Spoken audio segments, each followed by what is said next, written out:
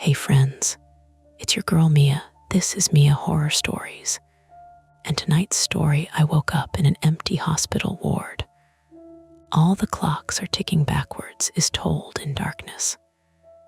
The screen will stay black, so you can simply listen, imagine, and feel every moment without distraction.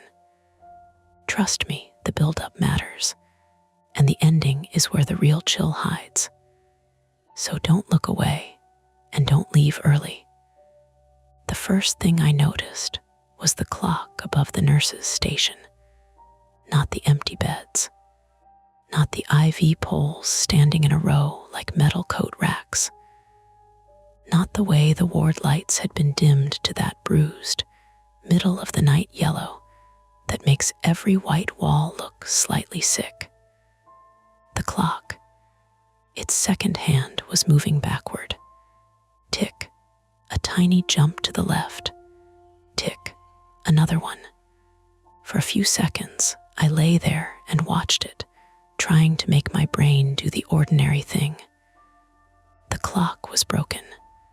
Batteries dying. Some cheap hospital wall clock having a little tantrum before maintenance replaced it. That was all.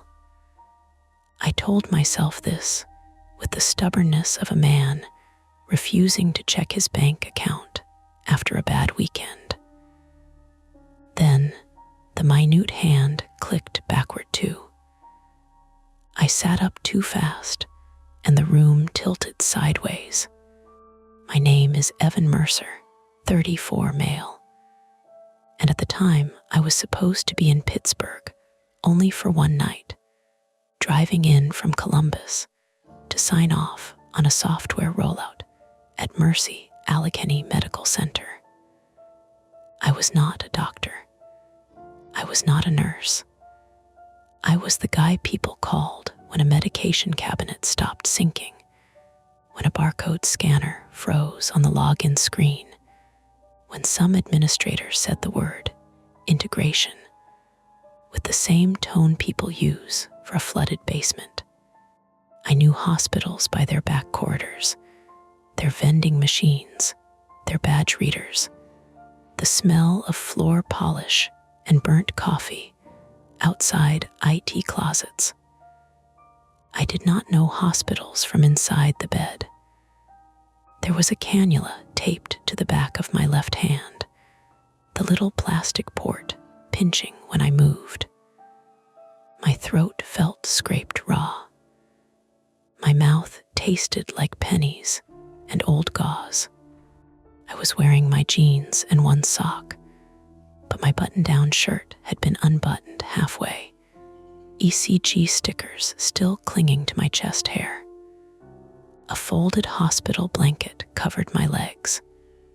Someone had written Mercer, E on a whiteboard beside the bed, then beneath it, in a different hand, OBS 3B, hold until CLEARED. The ward around me looked recently abandoned, not long empty. That made it worse. A half-full paper cup sat on the counter by the sink, coffee filmed over on top. A latex glove drooped from a trash bin. On the bed across from mine, the blanket had been pulled back in a neat triangle, as if somebody had stepped away to use the bathroom and would be annoyed if I touched anything. Down the center aisle, 6 ceiling vents whispered dry air into the room. Tick, tick, tick, not loud, just steady enough to dig into the meat behind my eyes. Hello, my voice came out thin. I cleared my throat and tried again. Hello, nurse. The sound went nowhere. It flattened against the curtains and acoustic ceiling tiles. I swung my legs over the side of the bed. My right foot touched cold linoleum. My left foot, missing a sock, met something sticky enough to make me wince. I looked down. Clear tape. Not blood, just tape. That should have helped. It did not. There was a call button clipped to the bed rail. I pressed it once, then held it. A red light blinked above my bed. Somewhere out in the hall, a soft chime began. One note, then another, then nothing. No footsteps. No annoyed voice over an intercom. No squeak of rubber soles. I pulled the blanket off and stood. The first attempt went badly. My knees bent in a way I had not authorized, and I caught myself on the IV pole. The wheels rattled, loud in the open ward. "Okay," I said, because I talk to myself when I'm scared. It's a habit I picked up as a kid during tornado watches, sitting in the basement with my mother's flashlight between my knees, narrating every harmless noise so it wouldn't become something else. You fainted. You got brought in. They're short-staffed, that's all. I had a private rule about hospitals: never be the patient. My father died in one when I was 17. Not dramatically. No monitors screaming. No last sentence that meant anything. He just slipped further and further away while I sat beside his bed and counted the green pulses on the screen because numbers felt more honest than prayer. Since then, I handled hospital work by staying useful. Fix the network switch. Reboot the pharmacy server. Avoid looking too long into rooms where families whispered. Now I was in one of those rooms. A man coughed. I froze. It came from the far end of the ward, beyond a curtain half drawn around the last bed. One wet, irritated cough, followed by a muttered "Jesus." I grabbed the IV pole like it was a weapon and shuffled toward the sound. "Hey," I said, "is someone there?" The curtain snapped back. The man behind it was older, broad-shouldered, and sitting upright with his hospital gown open at one shoulder. He had a white mustache, brown skin, and the furious squint of somebody who had woken up to bad service. A blood pressure cuff hung loose around his upper arm. He was fumbling with the leads on his chest. This was Frank Alvarez, 62 male, a retired Pittsburgh firefighter who had come in for chest pain after shoveling wet snow off his steps in Bloomfield. He introduced himself later, but the first thing he did was glare at me like I personally had misplaced the staff. "You a nurse?" he asked. "No, doctor, no." "Then why the hell are you standing there with that pole?" I looked at my hand. "I woke up like this." Frank snorted, then coughed again, pressing 2 fingers against his sternum. The sound had weight to it. Not fake, not theatrical. It hurt him. "You too," he said. "You woke up and everyone was gone." I woke up with that damn thing squeezing my arm every 10 minutes and nobody answering when I yelled. He pointed at the monitor beside him. Its screen was on, but the vitals were frozen. Heart rate 74. Oxygen 96. Time stamp 03:17. The clock above the nurse's station ticked backward to 03:09. Frank followed my eyes. "Yeah," he said. "Saw that. Batteries screwed." The minute hand moved. "Batteries very screwed." I almost laughed. It came out as a breath. Before I could answer, something clattered in the hallway. Not a crash. Smaller than that. Metal on tile, maybe a dropped tray or a cart nudged by someone's hip. Frank and I both turned toward the ward doors. They were double doors with narrow, wired glass windows. Beyond them, the corridor lights were on. Empty. A green exit sign glowed at the far end, reflected in the waxed floor. "Staff," I called. A face appeared in the right window. I jumped so hard my IV pole bumped a bed frame. The face belonged to a young woman with dark blonde hair pulled into a messy knot and mascara smudged under one eye. She wore a pea coat over pajamas and had a hospital ID bracelet on her wrist. She pushed through the door, holding a plastic belongings bag against her chest. This was Mara Whitcomb, 28, female, an elementary school music teacher from Erie, who had been transferred down for tests after a seizure during a choir rehearsal. She carried herself like someone used to calming rooms full of restless children, but her eyes kept flicking toward every corner, measuring exits. Her voice shook only when she stopped talking. "Oh, thank God," she said. "I thought I was the only one." Frank immediately said, "You seen anybody?" Mara shook her head. "No. I woke up in imaging, or near imaging. I don't even know. There was nobody there. My phone won't call out." At the word phone, I grabbed for my pockets. My phone was in my back pocket, warm and useless. The screen showed 3:22 a.m., then flickered and changed to 3:21. Not adjusted by a full minute cleanly, like the network time had updated. It rolled down. The little numbers slid backward as I watched. No service. Wi-Fi connected. MAHC guest. I opened the phone app and tried 911. The call screen appeared, sat there for 5 seconds, then dropped back to the keypad without ringing. Mara saw my expression. "Same, yeah, try hospital Wi-Fi calling." "I am." Frank held up a flip phone. "Mine says no signal," which is impressive because this thing once called my son from inside a concrete stairwell during a Penguins game. "Could be an outage," I said. Both of them looked at me. I heard myself slipping into work mode and hated how relieved it made me. Hospitals have dead zones. If the distributed antenna system goes down, cell service inside can be terrible. Guest Wi-Fi might be isolated. The clocks could be on the same network if they're digital, but that one's analog, so that one's possessed, Frank said. "Broken," I said quickly. Mara swallowed. "The ones in radiology were doing it too." That shut us up. From the hallway came a low mechanical hum, rising and fading, like an elevator starting somewhere behind the walls.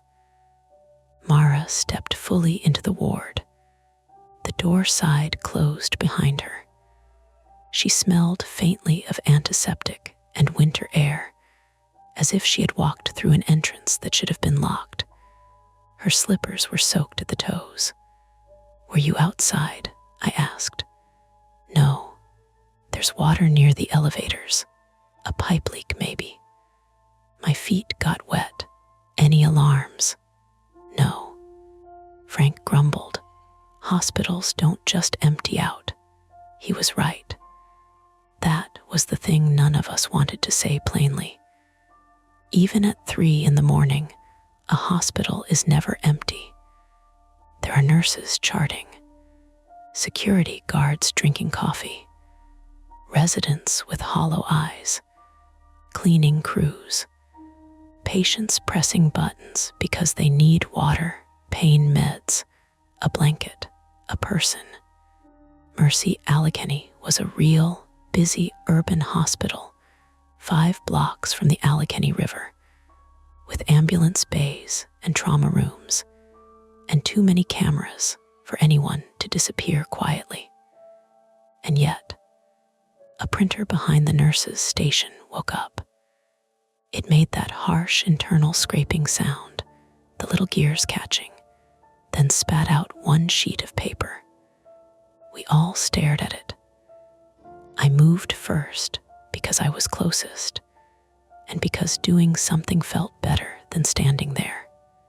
The nurse's station was a half circle of counters, dark monitors, taped notes, hand sanitizer dispensers, and one pink water bottle with a sticker that said NURSES, call the shots. Behind the desk, a rolling chair sat crooked, still turned toward the workstation. The printed page lay in the tray. At the top, patient movement summary, observation unit 3B below that names, mine, Frank's, Mara's, and one more. Read SIMON bed 9, NEUROOBS, fall risk. I looked toward bed 9. The curtain was closed. Mara, I said softly, did you close that curtain? She shook her head. Frank pushed himself out of bed with a grunt. Oh, for crying out loud. Wait, I said. He did not wait. He shuffled down the aisle in hospital socks, one hand braced against bed rails as he went. The overhead lights flickered once. Not off, just a dip, a tired pulse through the whole ward. Frank grabbed the curtain around bed 9 and pulled it back. A teenage boy flinched so hard he nearly fell off the mattress. He was curled against the raised bed rail with a backpack clutched to his chest, hoodie under his hospital gown. Hair stuck flat on one side. His right temple was bruised purple, with a small glued cut near the hairline. This was Simon Reed, 19, male, a community college student from Wheeling who had been brought in after slipping on ice outside a bus station and hitting his head. He had the fragile, embarrassed anger of someone who hated needing help, and the first words out of his mouth were defensive. I didn't touch anything, he said. Frank put both hands up. Kid, nobody said you did. Simon's eyes moved from Frank to Mara to me, then to the clock. His jaw tightened. You see it too, he said. Mara stepped closer. The clocks, my watch. He lifted his wrist. It was a cheap digital one with a cracked face. The time read 03:14, then 03:13. I thought it was a concussion thing. I wanted to say it could be. I wanted very badly to say that. Head injuries do strange things. Panic does strange things. Waking up disoriented in a medical ward does strange things. But 4 people do not share the same concussion. The printer clicked again. Another sheet began feeding. I took it before it dropped all the way. Same header, same unit. This one was shorter. Facility transfer status. Internal hold patients remain in place. Until system time stabilizes, do not use main elevators. Contact charge nurse for manual clearance. Mara read over my shoulder. System time stabilizes, Frank said. What does that mean? I knew enough hospital systems to be worried by words like manual clearance and system time on the same page, especially on paper in the middle of an otherwise dead ward. Could be a downtime procedure, I said. If their electronic medical records are out of sync, they may halt transfers so meds don't get administered under the wrong timestamp. Pharmacy, labs, imaging, all of that depends on timestamps. Frank stared at me. That explain where everybody went? No. That answer hung there, too honest. Mara hugged her belongings bag tighter. Inside it, something crinkled forms, maybe a phone charger, socks. She looked toward the corridor windows. We should find the charge nurse. There isn't one, Simon said. You don't know that. I walked to the bathroom earlier. The desk was empty then too. I thought maybe I was dreaming, so I went back to bed. Frank rubbed his chest again. We need security, the ER.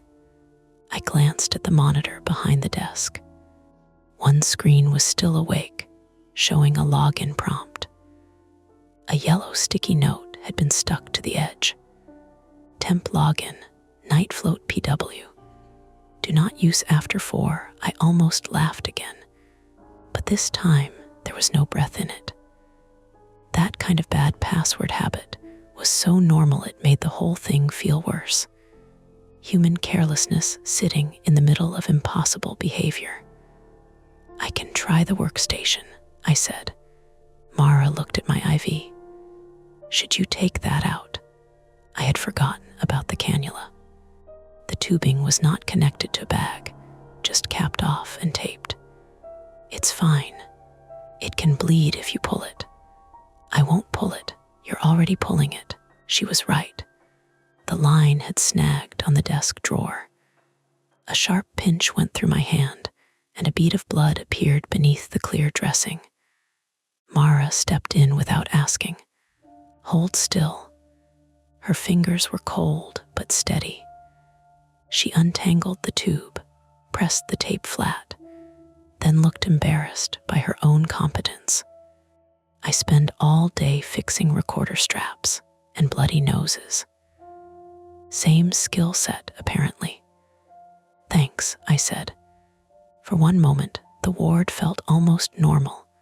A retired firefighter complaining under his breath. A teacher fussing with tape. A concussed kid pretending he wasn't scared. And me at a workstation trying to guess whether the password was capital D, capital N, capital U. Then a voice came from the ceiling speaker. It was soft, female, automated. Code time discrepancy. Observation 3B, please remain in assigned areas. A pause. The speaker crackled. Code time discrepancy. Observation 3B, please remain in assigned areas. Simon whispered, that's new. Frank moved closer to the hallway doors. Assigned areas, my ass. The wall clock ticked backward to 0303. On my phone, the time read 3:16, then 3:15. Mara's eyes filled, but she blinked hard and kept her voice level. My sister is downstairs. She was in the waiting room when they took me for imaging. She has my coat. She has my car keys. You sure she's still here? Frank asked. Mara's face changed at that. A small hardening around the mouth. I'm not leaving without checking. Frank nodded once, as if that settled something for him. I got into the workstation on the second try. The system loaded slowly. No patient charting screen, just a hospital intranet page with a banner across the top. Network time source unavailable, local operations, but a list of internal alerts scrolled beneath it. Most were ordinary. Printer toner, dietary delay, elevator 4 maintenance hold. Then one line blinked red. West Tower lockdown, security override active. Do not evacuate via public routes, West Tower. That was where we were. Frank leaned over my shoulder. Security override means security knows. Maybe, I said, call them. There was a desk phone beside the monitor. I picked it up, dial tone. A beautiful, ordinary dial tone. I almost sagged with relief. A laminated list of extensions was taped under the keyboard. Security, 7444, I dialed. It rang once. Twice. Then someone picked up. No greeting, just breathing. Hello, I said. This is observation 3B. We have patients here and no staff. We need assistance. The breathing continued. Close to the receiver, wet at the edges. Hello. A man's voice finally answered, low and rushed. Do not take the elevators. The line clicked dead. I kept the handset against my ear until the dial tone returned. Mara said, "What did they say?" I repeated it. Nobody spoke for a moment. From somewhere below us, deep in the building, came a heavy metallic thump. Then another. Not footsteps. Too big for that. A service door, maybe. A loading bay gate. Something mechanical being forced shut. The ceiling speaker crackled again. Code time discrepancy. Observation 3B, please remain in assigned areas. This time, underneath the automated voice, I heard something else coming through the speaker. A faint background noise before it cut off. Voices, people shouting, far away. Frank grabbed the fire evacuation map posted near the doors. Stairs are here. West stairwell, east stairwell. ER is 2 floors down. Mara said. My sister was near the main lobby. Simon, still clutching his backpack, looked at me. You work here, right? Not exactly. You know the systems. A few of them. Then what do we do? That was the cruel part. They all looked at me because I had a badge on my belt and knew the difference between an EMR outage and a network time source.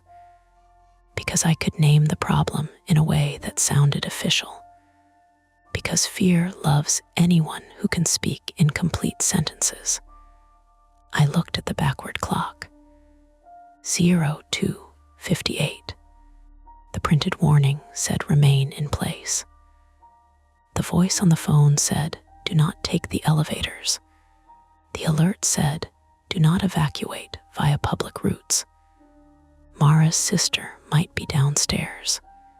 Frank needed evaluation if his chest pain came back. Simon had a head injury. I had an IV in my hand and a growing certainty that whatever had emptied the ward was not over. We had 2 choices that made sense. Stay put and trust a system that had left 4 patients unattended, or take the stairs and find a living person before the building decided we were part of whatever it was trying to contain. Frank folded the evacuation map with shaking hands and tucked it under his arm. Well, he said, the clock ticked backward again. And for the first time since I woke up, none of us pretended it was just a bad battery. Frank voted for the stairs like he was still the kind of man who ran toward alarms. Mara voted for finding her sister. Simon voted with his eyes, which kept moving between the hallway and the ceiling speaker, wide and glassy, from concussion or fear or both. I voted for the workstation. 2 minutes, I said. Give me 2 minutes to figure out where the lockdown starts and ends. Frank was already at the ward doors with the evacuation map half open in his hands. His hospital gown hung crooked over his sweatpants, and the skin around his mouth had a grayish cast I didn't like. 2 minutes turns into 10. 10 turns into us waiting here until someone remembers we exist. The system might tell us which stairwell is open. The system told us to sit down and behave. It also told us not to use public routes. He gave me a look. That's my point, kid.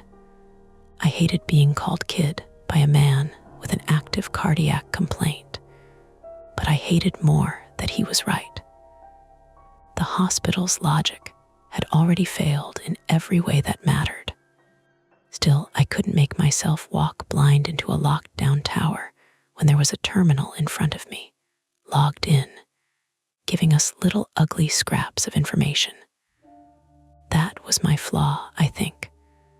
I trusted systems longer than people because systems had rules. Even broken systems had logs, timestamps, failure modes.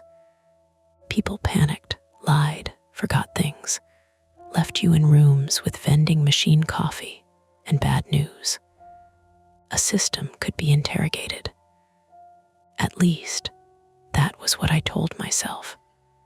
The wall clock behind me ticked backward to 02:55. I clicked through the internet alert. The mouse jittered slightly under my hand, either from the lag or from me. A page opened with a red header. West Tower security lockdown initiated. 03:41 current local time. 02:54 reason. Patient safety event / infrastructure failure status. Active 3:41, Mara said from behind me. That's impossible, Simon said. It's not even 3. Frank muttered, according to which stupid clock? The alert had a list of affected areas. Observation 3B radiology. West Tower elevators. Main lobby connection. Service corridor B pediatric overflow. 2 operating suites marked inactive. At the bottom was a rotating advisory box. Manual evacuation permitted only through east stairwell after badge verification. Then it refreshed. East stairwell alarmed due to smoke condition. Then again. Manual evacuation permitted only through east stairwell after badge verification. I leaned closer. It keeps changing. Smoke condition, Mara asked. I don't smell smoke, Frank said. We're in a sealed unit, I said. HVAC zones can isolate. Frank stared at me. You always make things sound less comforting when you explain them. A soft beep came from somewhere behind us. Not the monitors, not the phone. A medication cabinet near the nurse's station lit up, its screen waking from sleep. The blue glow spread over the counter and picked out the smears on the glass. A warning blinked there. Override access expires in 11:59. The numbers rolled down. 11:58. 11:57. What is that? Simon asked. Automated dispensing cabinet, I said, for meds. Controlled access. Mara's face tightened. Could it have seizure medication? Maybe. I'm supposed to take levetiracetam tonight. They gave me 1 dose in the ER, but the neurologist said I needed another in the morning, or before morning. I don't remember exactly. She pressed one hand to her temple. They were talking fast. What happens if you miss it? Frank asked. Maybe nothing, she said, but she said it too quickly. Simon shifted on his feet, backpack clutched to his ribs. Maybe nothing like don't worry, or maybe nothing like you might hit the floor. Mara looked at him, and for a second the teacher in her came forward despite everything, tired, firm, offended on behalf of order. I said maybe nothing. Then the speaker crackled. Observation 3B medication access window closing. Contact pharmacy supervisor. The med cabinet beeped again. 11:32. Frank turned to me. Can you open it? No, you open the computer. That's a workstation. That cabinet logs every pull by user, patient, dose, time. It needs credentials, usually a fingerprint or badge. Mara's hand remained at her temple. She was trying not to look at the cabinet now, which made everyone look at it more. Could missing 1 dose hurt her? Frank asked. I'm not a doctor. You work in hospitals. I work near hospitals. There's a difference. He stepped closer. Then work near that thing until it opens. The tension in his voice rubbed raw against mine. My father had made that same kind of demand from his bed once, not angry at me exactly, but angry near me because I was the only person in reach. Fix the TV, ask the nurse, find the doctor, do something. I had done small things and failed at the large one. I stood up from the workstation too fast. The room moved under me, a long, slow tilt. Mara caught my elbow. "Easy," she said. "I'm fine. You're sweating." "So is everyone." Frank opened his mouth, then shut it. His jaw worked once. "Sorry," the apology landed awkwardly. There wasn't room for it, but I nodded. I went to the medication cabinet. The screen showed a login field and a warning banner across the top. Time sync error, emergency override, enabled authorized clinical staff. Only below it was a button marked bypass, disaster mode. "That sounds promising," Simon said. "It sounds illegal," I said. Mara gave a sharp little laugh. "This is the first moment tonight where I'm comfortable with illegal." I pressed the button. The cabinet asked for a user ID. I tried the temp login from the sticky note. Night float, the screen hesitated. Then, user not clinical staff. Access DENIED. Frank said, "Try nurse." I looked at him. "What? It's always something dumb."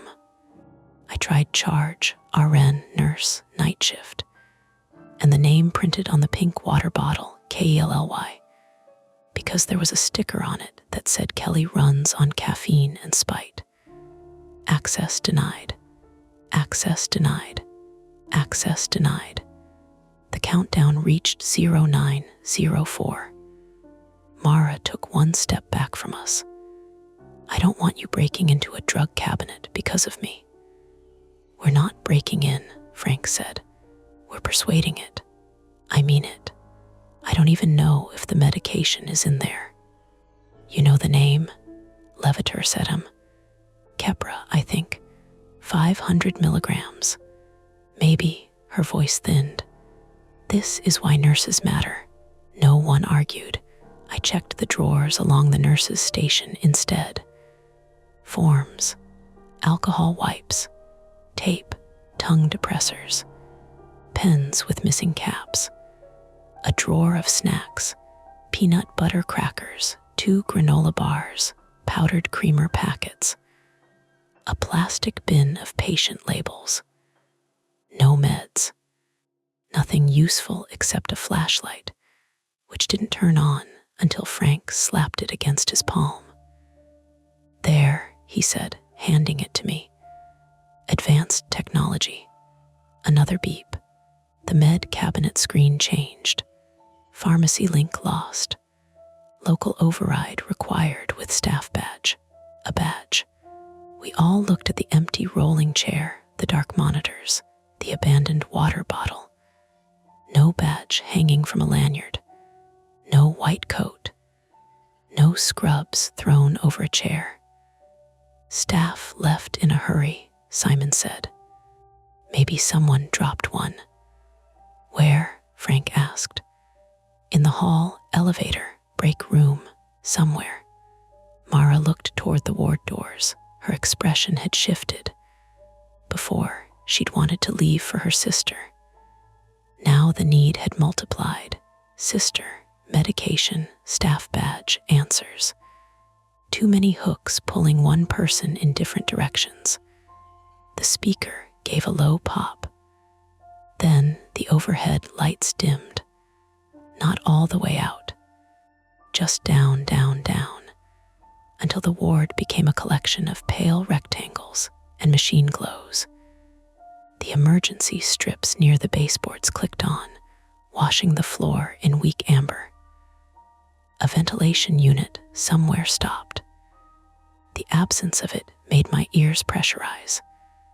The ward had been full of small mechanical comfort, the vents, the monitors, the hidden circulation of a building designed to keep people alive. When one layer dropped out, I could hear other things. water ticking somewhere, a cartwheel squeaking faintly in the corridor, and under that, far away, a pulsive alarm. 3 quick notes. Pause. 3 quick notes, muffled by walls. Frank's face changed again. Firefighter face. Listening face. "That's not a smoke alarm," he said. "What is it? Could be a door alarm, could be an elevator fault." From the hallway came a recorded announcement, quieter than the ward speaker and distorted by distance. "Attention. West Tower personnel. Use stairwell transfer protocol." "Do not," the rest broke into static. Simon whispered, "Do not what?" The medication cabinet beeped. 0718. Mara said, "I can wait." Frank shook his head. "No, you can't. You don't know that. I know people who say I can wait usually can't." She turned on him. "And I know people who make everything worse because they need to be useful." That hit him. Not hard enough to stop him, but enough to make his eyes drop. The funny thing was, she could have said it to me too. I went back to the workstation and searched the internet for unit maps. The connection crawled. Half the images failed to load. A PDF of the West Tower floor plan opened one strip at a time, like someone slowly pulling a blanket off a body. Observation 3 be sat in a loop corridor. West elevators to the left. East stairwell at the far end, past radiology holding. Staff lounge between them. Medication room across from clean supply. Main public hallway beyond 2 sets of badge-locked doors. "Staff lounge," I said. "If someone dropped a badge or left a locker open, that's where we look." "And my sister?" Mara asked. "The stairs are beyond it. Same direction." Frank nodded. "We go together." Simon looked at the doors. "What if the smoke thing is real? We check before opening anything," Frank said. "Feel doors with the back of your hand. Stay low if there's smoke. Don't use elevators. If a stairwell is hot or full of smoke, we backtrack." "You sound like a brochure," Simon said. "I used to teach the brochure." That almost helped. We gathered what we could. Frank took the evacuation map. I took the useless flashlight, then found batteries in a drawer meant for telemetry remotes. Mara tore strips from a spare sheet and tied one around her wrist. "In case we need to mark where we've been," she said, which was smart and made me feel less smart for not thinking of it. Simon stuffed crackers and 2 tiny apple juice cartons into his backpack with the shamefaced urgency of a 19-year-old who hadn't eaten since lunch. When he moved, he swayed. Mara saw it. "Sit down. I'm good." "You're not." I said I'm good. Frank stepped in before the disagreement sharpened. "Kid, being concussed isn't a character flaw." Simon's mouth twitched. "You're one to talk." Frank smiled despite himself. Then he coughed, hard enough that he had to grip the bed rail. The smile vanished. "Frank," I said. He held up a hand. "Don't. Chest pain. No. Pressure. No. Be honest." His eyes flashed. "I am being honest. I'm also not dying in a room because a computer told me to remain in assigned areas." There it was again.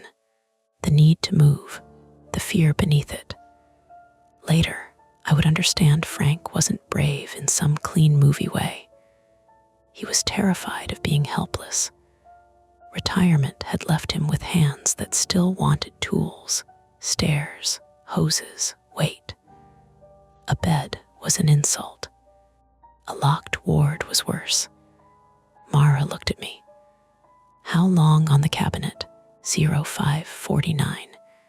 "If the access window closes," I said, "maybe it locks out entirely. Or maybe it stops allowing override." So we need a badge in under 6 minutes. Maybe. Say maybe one more time and I'll throw something at you, Simon said. Fair. We approached the ward doors together. Through the wired glass, the corridor was still empty. The overhead lights out there were brighter than ours, but flickered in uneven intervals. On the floor near the elevator alcove, a shallow sheet of water reflected the green exit sign in broken pieces. Something white floated in it. A paper cup, maybe gauze. I pushed the door open. The hallway smelled different. Wet insulation, disinfectant, a faint electrical bite, like hot dust inside a computer tower. The air was cooler too, enough that the sweat on my neck tightened. The door side shut behind us. Immediately, the ward speaker became muffled, then cut off. In the corridor, the backward ticking was louder. It took me a second to realize why. There were more clocks out here. One above radiology holding, one at the elevator bank, one behind the glass of an empty family waiting room. All analog, all wrong. Their hands moved in tiny synchronized jumps, each second clicking back in a staggered pattern that made the hallway sound infested. Tick-tick. Tick, tick, tick, tick. Mara pressed her lips together. I hate that. Don't look at them, Frank said. That doesn't stop hearing them. The elevator doors were closed, but water seeped from the gap beneath the middle one in a thin, steady line. The call button glowed down, though no one had pressed it. Above the doors, the floor indicator showed 5, then 4, then 5 again. Frank pointed away from it. Not that way. The staff lounge was 20 yards down, past a medication room and a patient bathroom. We moved slowly because Simon couldn't walk straight, and because every open doorway felt like a mouth. I hated myself for thinking that. Hospitals have open doors, supply rooms, alcoves, family rooms with vinyl couches. Nothing about the corridor was impossible, but everything was unattended. A mop bucket sat in the middle of the hall, gray water trembling inside it. A linen cart had been left with one wheel against the wall. On the counter of a small charting nook, a banana lay half-peeled and browning. A pair of reading glasses rested on top of a printed lab report. People had not gone home. People had stopped. At the staff lounge, the door was closed and badge locked. Of course, Simon said. The card reader blinked red. Mara stepped up and cupped her hands around the small window set into the door. I see lockers, a table, chairs, no people. Any badge? I asked. I can't see the floor. Frank tried the handle once, carefully. Locked. The medication cabinet timer in my head kept counting. 4 minutes now, maybe less. Can you get through it? Frank asked me. What am I, a raccoon? You're it. I reset passwords. I don't pick locks. Simon set down his backpack and unzipped the front pocket. I might have something. We all looked at him. What? He said. I fix bikes. Sometimes you need to open stuff. He pulled out a small multi-tool, cheap, red, with half the paint chipped off. His fingers shook as he unfolded a flat screwdriver. Mara said, Is that a good idea? No, Simon said, but it's an idea. He knelt by the lock, then immediately winced and touched his temple. Get up, Frank said. I can do it. You're going to puke on the floor. I said I can. A sound cut him off. The elevator bell dinged. Once. Clear and polite. All 4 of us turned. At the far end of the hall, The middle elevator's indicator changed to 3. The doors opened about 6 inches, then stuck. Water rolled out over the threshold in a thicker sheet. Inside the elevator, the lights were off. For 1 second, nothing moved. Then a hand came through the gap. Pale fingers gripped the door edge from inside. Mara made a small sound and stepped back into me. The hand flexed. A man's voice came from the elevator, strained and hoarse. "Help." Frank was moving before any of us decided. "Frank, wait," I said. He ignored me. Of course he did. He splashed through the shallow water toward the elevator, hospital socks soaking instantly. One hand out like he was approaching a trapped dog. "Hey, we're here. How many inside?" The voice answered. "Just me. Doors jammed." Simon whispered, "We're not supposed to use the elevators." "We're not using it," Mara said. "He's stuck in it." I stayed where I was for 1 stupid second, torn between the staff lounge door and the elevator. Badge, medication, timer, stranger, water, electricity. All of it stacked wrong. Frank reached the elevator and braced both hands against one door. "Evan, need help." The hand inside tightened. "Please," I ran to him. The water came up over my bare left foot, cold enough to hurt. The electrical smell was stronger here, not burning exactly, warm metal, wet dust. The elevator doors shuddered as Frank pulled. "On 3, he said. "We shouldn't touch this if there's 1. Frank, 2. I grabbed the opposite door because the man inside made a thin, desperate noise that removed every reasonable objection from my body. 3, we pulled. The doors gave another inch. Inside, in the darkness, I saw a security uniform. Dark shirt, badge patch, a radio clipped to one shoulder. The man was wedged low against the side wall, one leg bent wrong under him. Middle-aged, white, balding. His face shone with sweat. A staff badge hung from a retractable cord on his belt. Mara saw it too. "His badge," she said. The guard's eyes rolled toward her. "Get me out." "What happened?" Frank asked. Elevator dropped, not far, stopped between floors. Water came in. Panel sparked. He swallowed hard. My leg S-pinned. The ceiling light inside the elevator flickered once, showing the floor buckled upward near his shin. A metal inspection panel had popped loose and trapped him below the knee. The guard's name tag read DHOLLIS. Frank looked back at me. "We need something to pry with." "Staff lounge," I said. Mara's voice sharpened. "Badge first." "The med cabinet." Holly's heard that and grabbed at his belt weakly. No, you don't take my badge. We need medication," Mara said. "I need medication." "Only staff." "There are no staff," Frank snapped. Holly shook his head, panic making him mean. "Lockdown protocol. Badge stays with security personnel."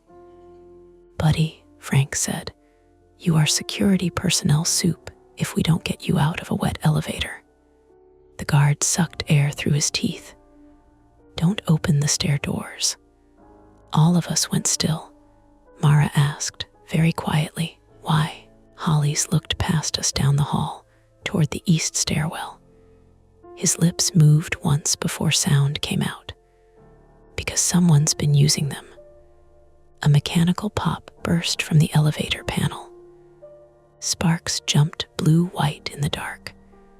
Frank jerked backward, lost his footing in the water, and hit the floor hard on one hip. The corridor lights flickered. At the same moment, the staff lounge door behind us clicked. The card reader changed from red to green. Unlocked. No one had touched it. From inside the lounge came the soft scrape of a chair moving across tile. Then nothing. The elevator began to hum. Holly's screamed. And somewhere behind us, back in observation 3B, the medication cabinet alarm started beeping fast, counting down its final minute. The elevator hummed like it was waking up hungry. That was the stupid thought that went through my head as Frank pushed himself onto one elbow in the water, and Holly's screamed from the dark gap between the doors. Not because the elevator was alive. It was. It was a steel box with damaged controls, water where water had no business being, and a trapped security guard whose leg was pinned under a buckled panel. But the sound had rhythm. Low, building, patient. Kill the power, Frank shouted. To what? I snapped. The elevator. I don't know where the breaker is. You're it. I'm not a building engineer. The argument lasted less than 2 seconds, but it cost us. Holly screamed again, higher this time, and the smell of hot plastic sharpened. Mara grabbed Frank under one arm and tried to drag him out of the water. He was heavy, and she was still shaky from whatever had brought her here in the first place. Simon dropped his backpack and splashed forward to help, then nearly slipped, his hospital socks skating under him. Careful, Mara said. I am careful. You're not even upright. Neither is he, Simon said, nodding at Frank. Frank barked, less commentary. The staff lounge door stood open behind us, 10 yards back down the corridor toward observation 3B. Warm fluorescent light spilled through the crack. Nothing came out. No person. No nurse with a badge and an explanation. Just that open door and the memory of the chair scraping. The medication cabinet alarm shrieked from the ward in fast, angry bursts. Mara looked from the elevator to the ward doors. I need that cabinet. Holly's heard her. His hand shot through the gap again and slapped the wet tile. His fingers flexed toward us. Don't take my badge, Frank, breathing hard, planted one palm on the wall and hauled himself to his feet. His gown stuck to his thighs. Holly's, listen to me. We are going to get you out, but she needs medicine, and you're the only one with access. Protocol left you in a wet elevator. That landed. I saw it in the guard's face. Not agreement, but the brief collapse of a man whose rules had stopped protecting him. The elevator hummed louder. I leaned into the gap. D. Hollies, I'm Evan Mercer. I need your badge for 90 seconds. I'll bring it back. His eyes shone in the dark. You don't understand. Then explain. He swallowed. His voice dropped to a whisper. If you badge into the wrong door, it logs you as staff. The lockdown tracks staff movement. What does that mean? I don't know. I just know they told us to stay off the stairs and keep patient groups contained. Who told you? Before he could answer, the elevator jolted. Not far, an inch, maybe less. Hollies howled and clawed at the door frame. Frank lunged, hooked 2 fingers into the badge reel on Hollies' belt, and yanked. The cord snapped back, but the plastic clip broke. The badge came free. Sorry, Frank said. Holly spat something at him that sounded like a prayer and a curse glued together. Mara grabbed the badge from Frank. Go. Evan goes, Frank said. You're not running. I can walk. You can seize. I haven't yet. Great medical standard, Simon said. She snapped. Shut up, Simon. For a second, he looked genuinely hurt, then furious at himself for showing it. I took the badge. The The corridor map in my head was simple now. Elevator bank at the far west end. Staff lounge open halfway between us and the ward. Medication room and patient bathroom on the right. Observation 3B doors just beyond. The medication cabinet was inside the ward behind the nurse's station. The east stairwell was past us in the opposite direction, beyond radiology holding and a set of badge doors. Stay out of the water, I told Mara. I know. If the elevator shifts again, get Frank away. I know, I ran. Bare left foot slapping cold tile.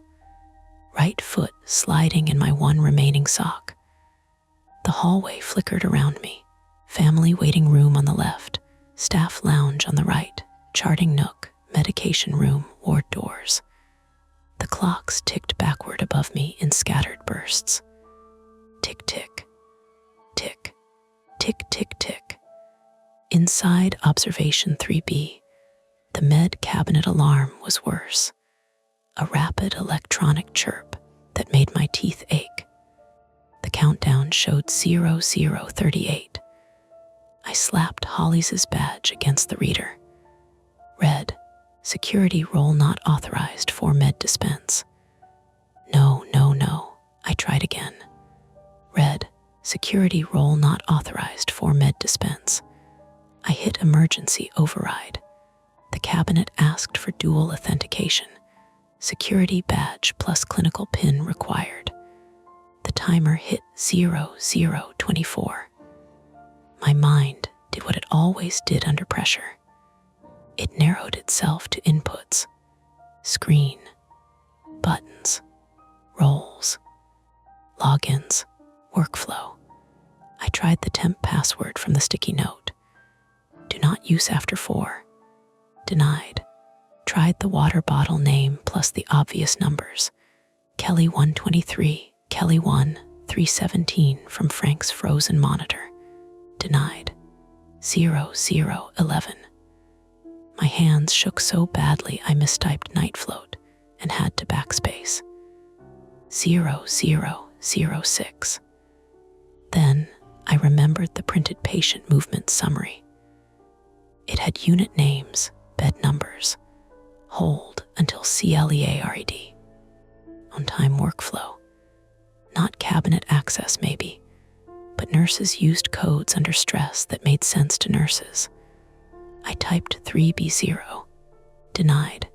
0002. I typed 7444, securities extension. The cabinet clicked. For one beautiful half second, I thought I had done it. Then the screen changed. Partial override accepted. Access limited to emergency NON controlled ITEMS. A drawer unlocked with a heavy thunk. The timer vanished. I pulled it open. Gauze, naloxone, epinephrine, dextrose gel, saline flushes, no Keppra, no levetiracetam, nothing that looked like a routine anti-seizure medication. Damn it, I tore through the drawer anyway, because denial is faster than thought. My fingers knocked ampoules together. A saline flush rolled off the counter and bounced under a chair. No, the first attempt hadn't failed completely. That made it worse. It gave us access to supplies we didn't need while keeping what we did behind another layer of rules. I grabbed what I could: gauze, tape, a pair of trauma shears, saline flushes, and a sealed packet of glucose gel, because somebody might need it. Then I ran back. In the hall, Frank and Simon had managed to wedge a mop handle between the elevator doors to keep them from closing. Mara stood just outside the wet area, pale and furious. "Did you get it?" she asked. No, her face went flat. "Partial access only. Security badge isn't enough." She nodded once, too controlled. "Okay." I got supplies. I don't need tape. I know, the elevator hummed, then stopped. The sudden quiet made all of us freeze. Holly's panted inside the car. It's between floors. If it drops, I'm dead. Frank crouched carefully at the threshold, avoiding the water now. We need a tool, crowbar, fire axe, something. The lounge, Simon said. Nobody liked that answer. The staff lounge door still stood open. Chair visible, lockers beyond, a microwave on a counter, a corkboard with pastel flyers. It looked painfully normal. That was almost enough to convince us. Frank took the flashlight from me and clicked it on. The beam trembled, not because the flashlight was bad, because Frank's hand was. He noticed and switched hands. I'll check it, he said. No, I said. You fell and you're having chest symptoms. I said I'm not. Your lips are gray. That stopped him. Not because he hadn't known, because he knew we could see. Mara held out a hand. Give me the flashlight. Frank hesitated. She said, I'm scared, not useless. He handed it over. We moved toward the staff lounge together anyway, because apparently none of us was capable of letting anyone else walk into danger alone. From the elevator, Holly's called, Don't leave me. Frank turned back. We're getting tools. Don't go near the stairs. We're not. Don't let him in. That made us stop. Simon whispered, Let who in? Holly's didn't answer. The staff lounge smelled like burnt popcorn and lemon cleaner. Mara swept the flashlight beam across the room.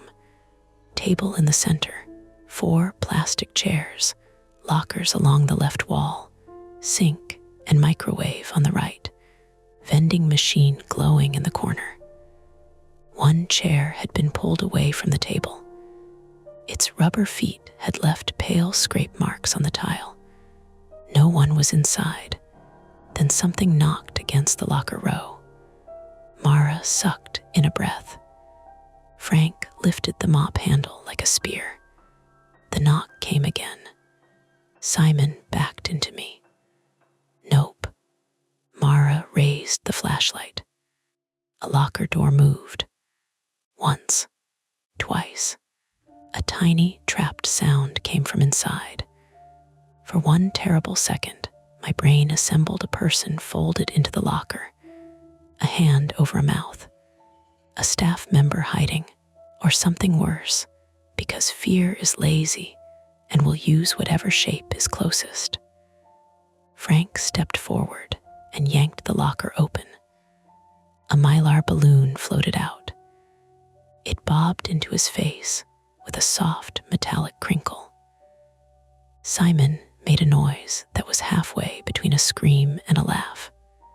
Mara pressed both hands over her mouth, and even Frank jerked back so hard he banged his elbow on the next locker. The balloon said, Get well soon, in blue letters.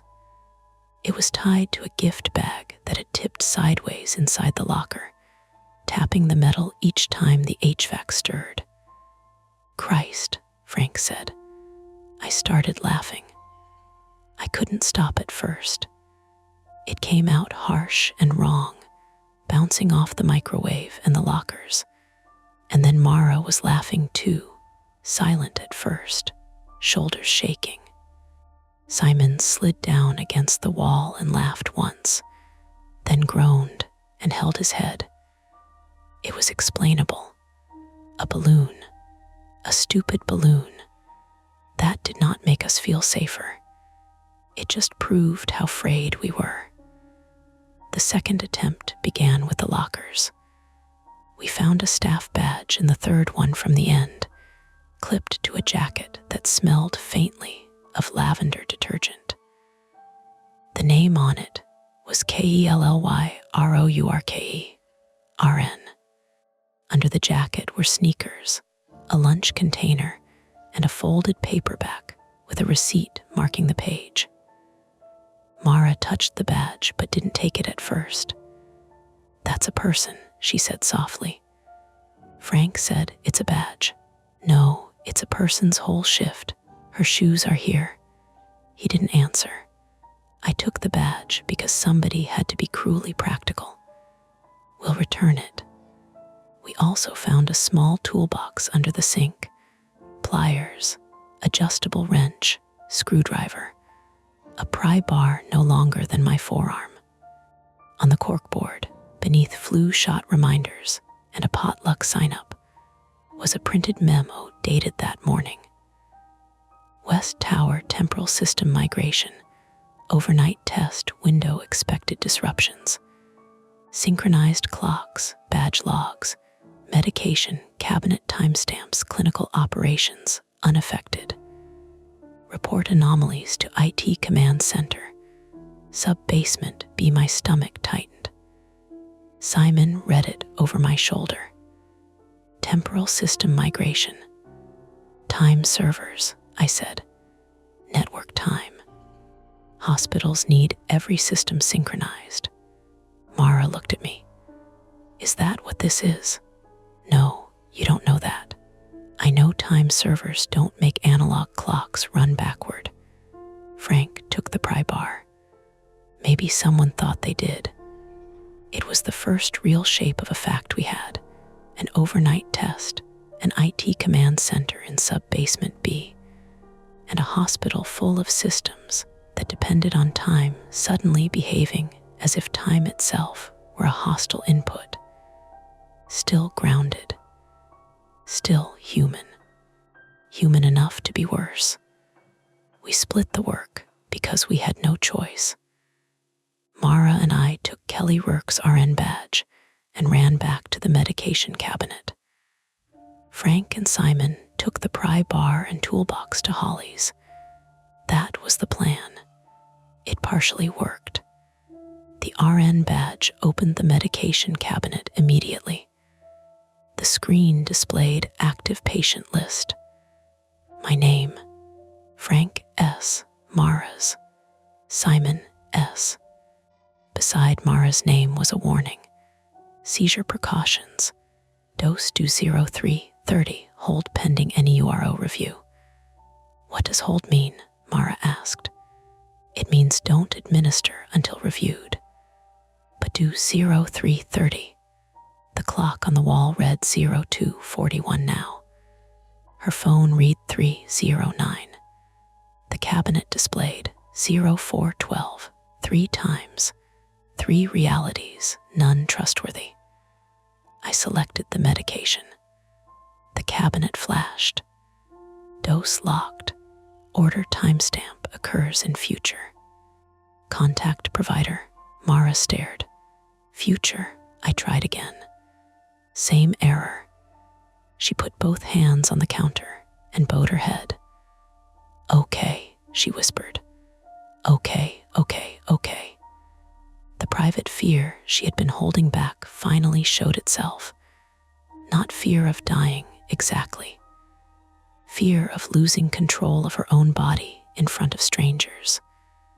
Fear of waking up somewhere else again with people leaning over her, explaining what she had done while absent from herself. I can feel it when it's coming sometimes, she said. I stopped touching the screen.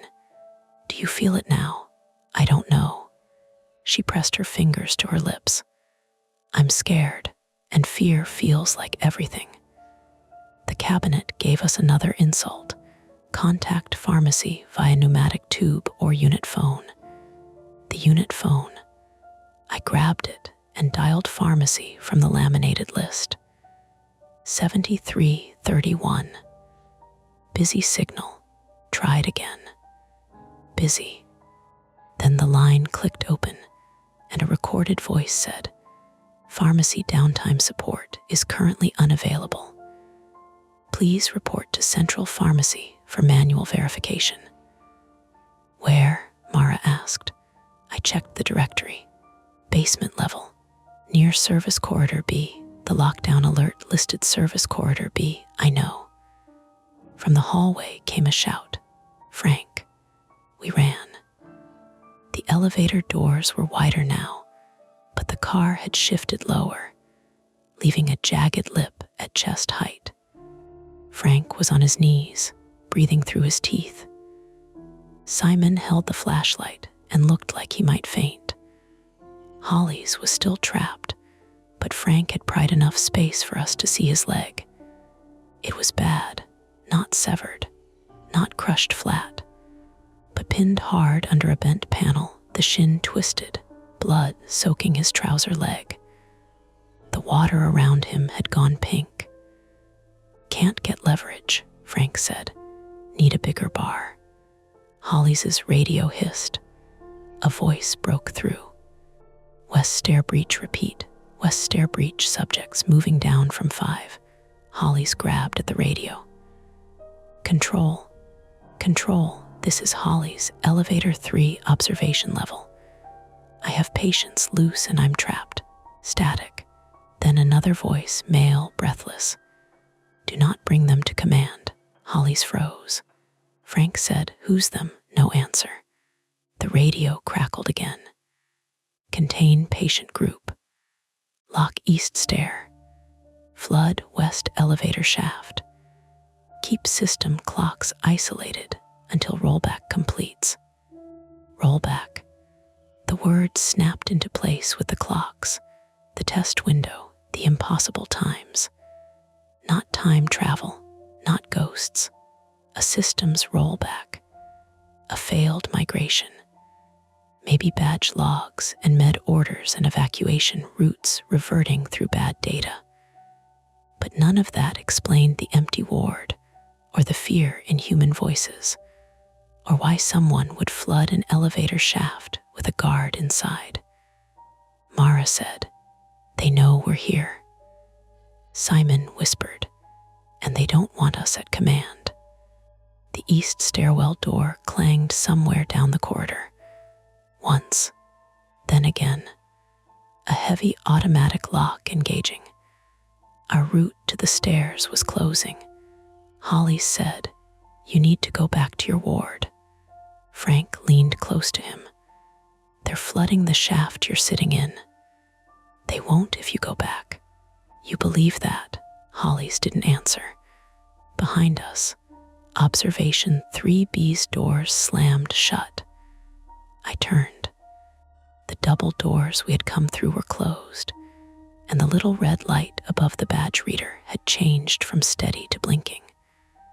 I ran to them and scanned Kelly's badge.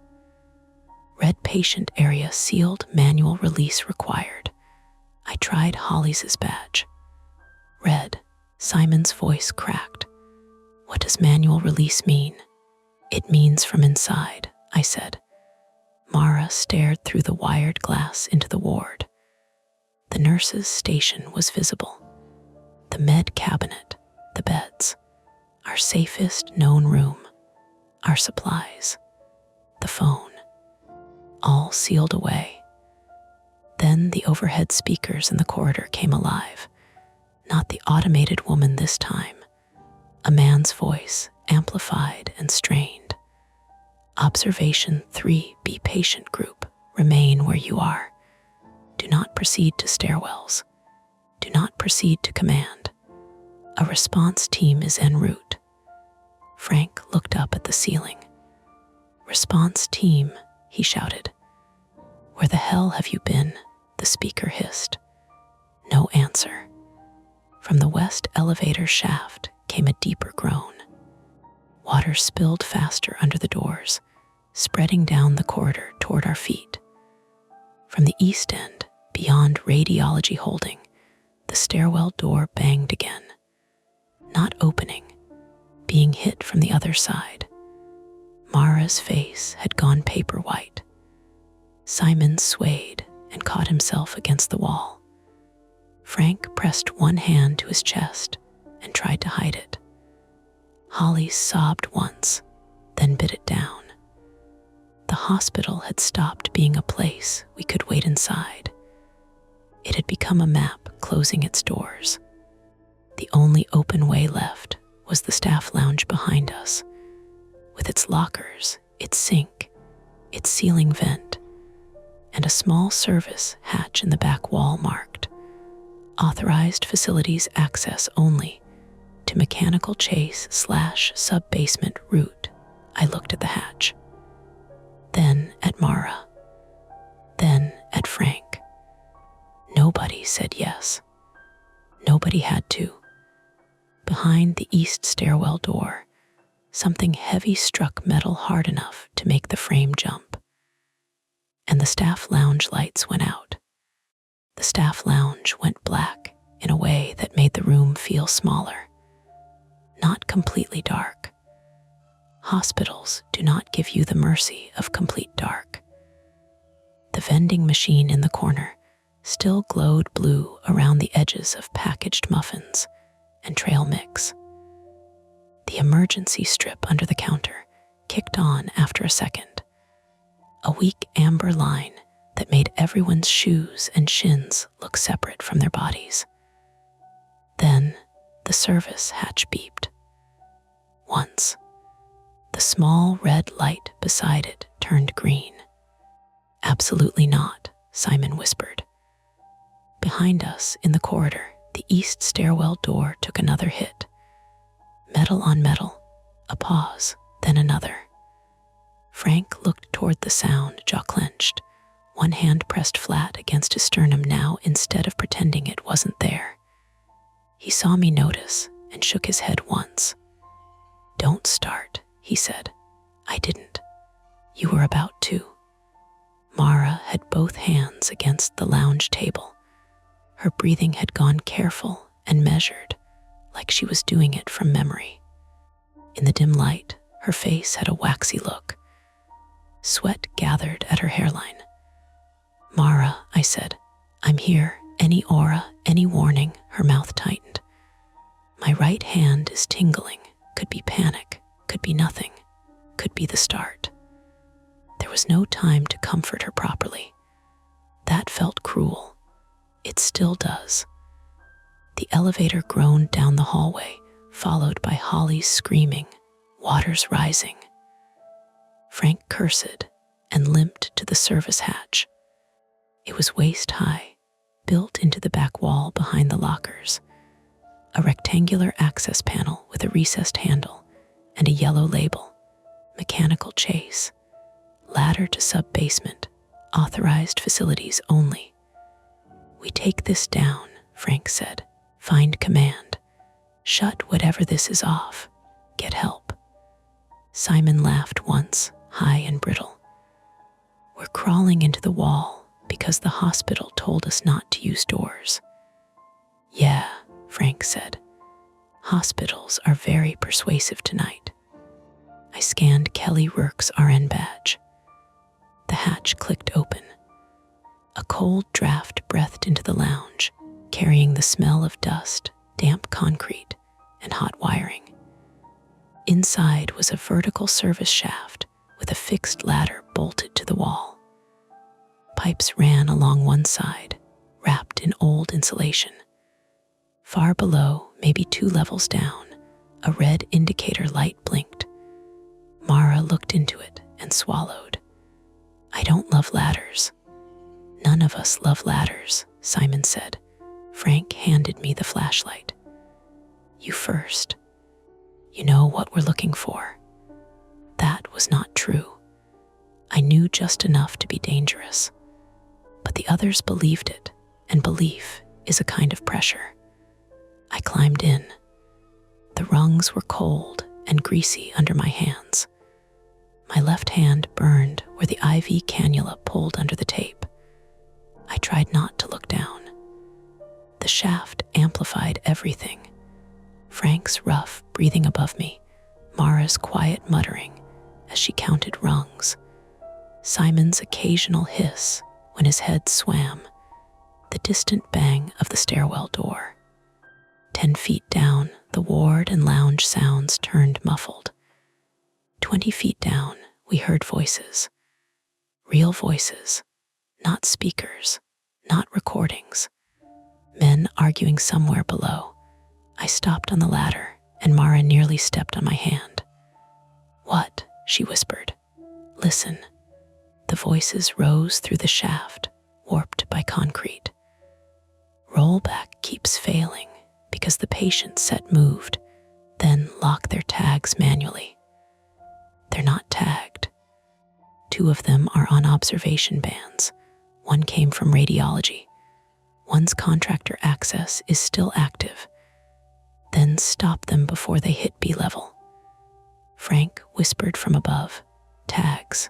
I looked at my wristband. Mercer EA barcode, a hospital MRN, a patient label that tonight might as well have been a tracking device. We climbed faster. That was the first cost. Speed over caution. Simon slipped near the bottom. His foot missed a rung. His body dropped 6 inches, and his shoulder slammed against the ladder rail. The sound was awful in the shaft. He bit back a yell, but not all of it. Mara grabbed the back of his gown and hoodie. Frank grabbed his wrist from above. And for 3 seconds, Simon hung between them with his face pressed to the bars. "I'm okay," he gasped. "You're not," Mara said, but she held him until his foot found the rung. When we reached the bottom, his nose was bleeding. He wiped it with the back of his hand, looked at the blood, and said, "That's probably fine, right?" Nobody answered. The hatch at the bottom opened into a narrow mechanical corridor. Sub-basement B was not like the hospital above. No warm counters. No waiting room chairs. Just exposed pipes, concrete block walls painted beige years ago, cable trays overhead, and the constant machine room drone of pumps and air handlers. Arrows on the wall pointed left to facilities, right to IT command/service, B/pharmacy. We went right. The corridor sloped slightly downward, and water ran along the left edge in a shallow stream toward a floor drain that couldn't swallow it fast enough. Every 20 feet, a red light strobed silently above a badge reader. At the far end, through a glass panel, we saw the command room. It had been set up in a training classroom. Folding tables, laptops, network switches, a rolling whiteboard covered in timelines. 3 people were inside. 2 men in hospital security uniforms. 1 woman in a navy fleece with an IT vendor logo I recognized from the migration memo. The woman was crying. The older guard had a radio in one hand and a badge in the other.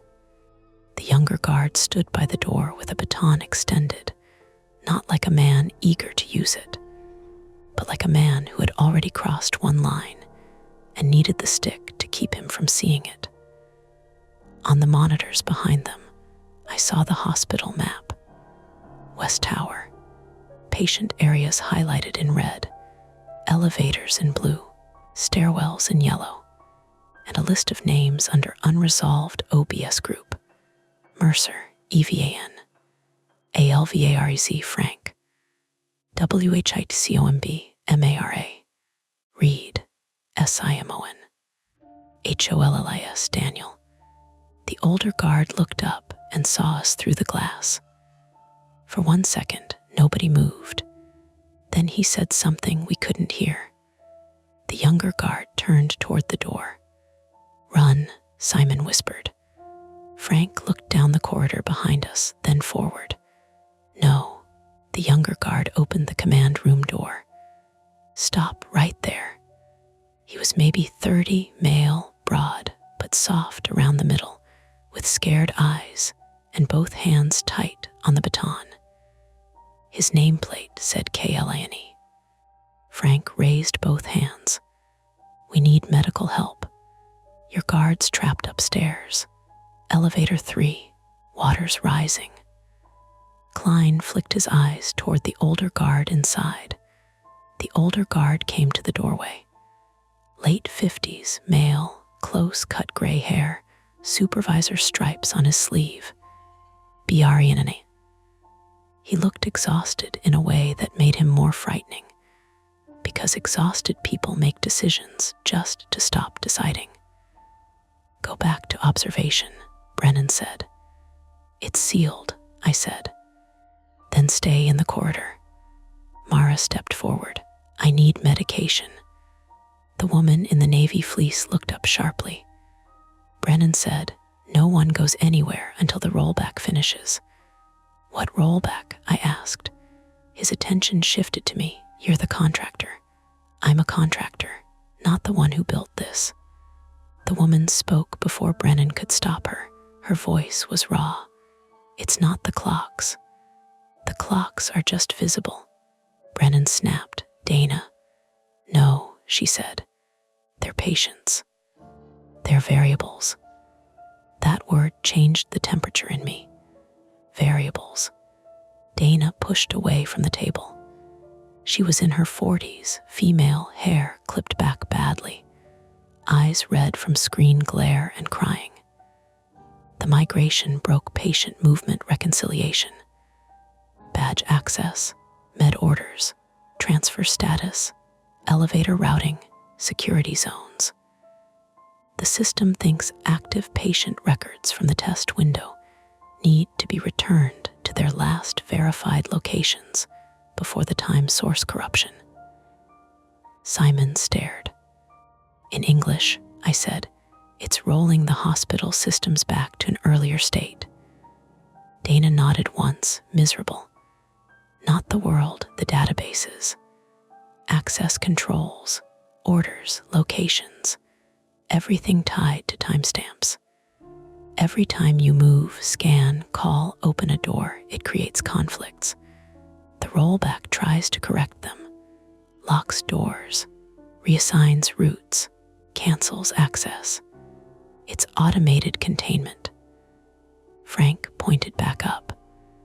And flooding the elevator, Brennan's jaw twitched. Fire suppression malfunction. Dana said no. It routed suppression water into the wrong shaft after elevator 3 reported smoke. There was smoke, Brennan said. There was a spark, she shot back. Because water was already there. Holly's radio crackled on Brennan's shoulder. Control, Holly's gasped. Water at my chest. Please. Klein's baton lowered a little. Brennan did not touch the radio. Frank's face hardened. Answer him. If I open that elevator bank, the system releases the whole west corridor, Brennan said. Then we lose containment. Containment of what? Mara asked. Brennan looked at us like we were stupid for still needing the word. You, the stairwell banging above made sudden sense, but not the kind I wanted. Patients, staff, maybe visitors sealed in wrong zones. People trying doors. People being interpreted by a broken system as movement conflicts. Not monsters in the stairwell. Humans locked out, locked in, rerouted, panicking.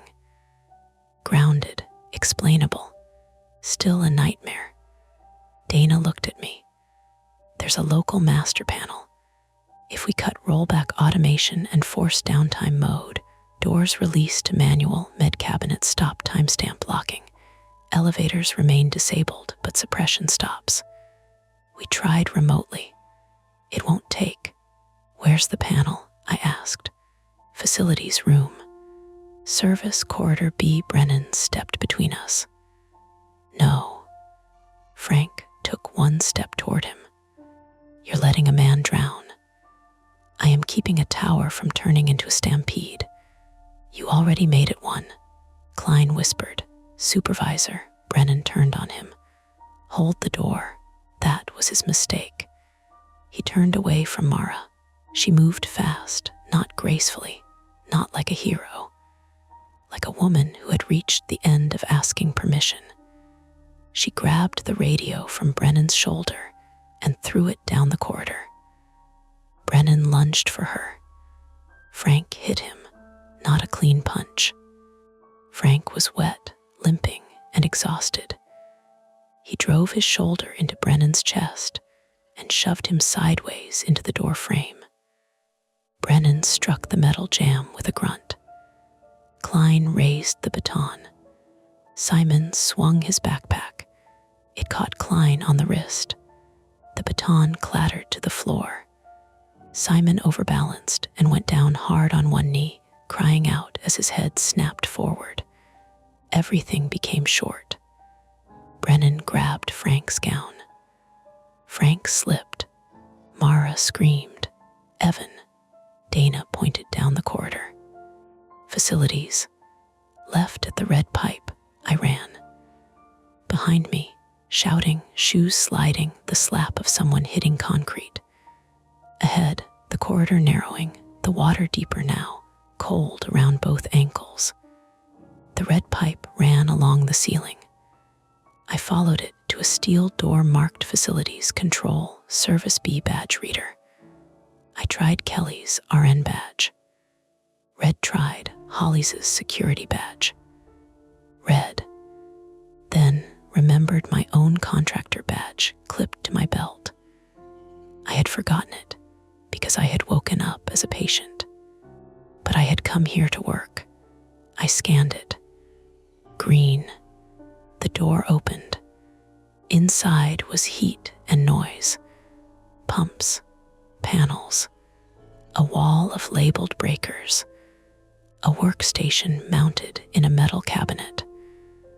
Above it, 3 analog clocks ticked backward in perfect unison.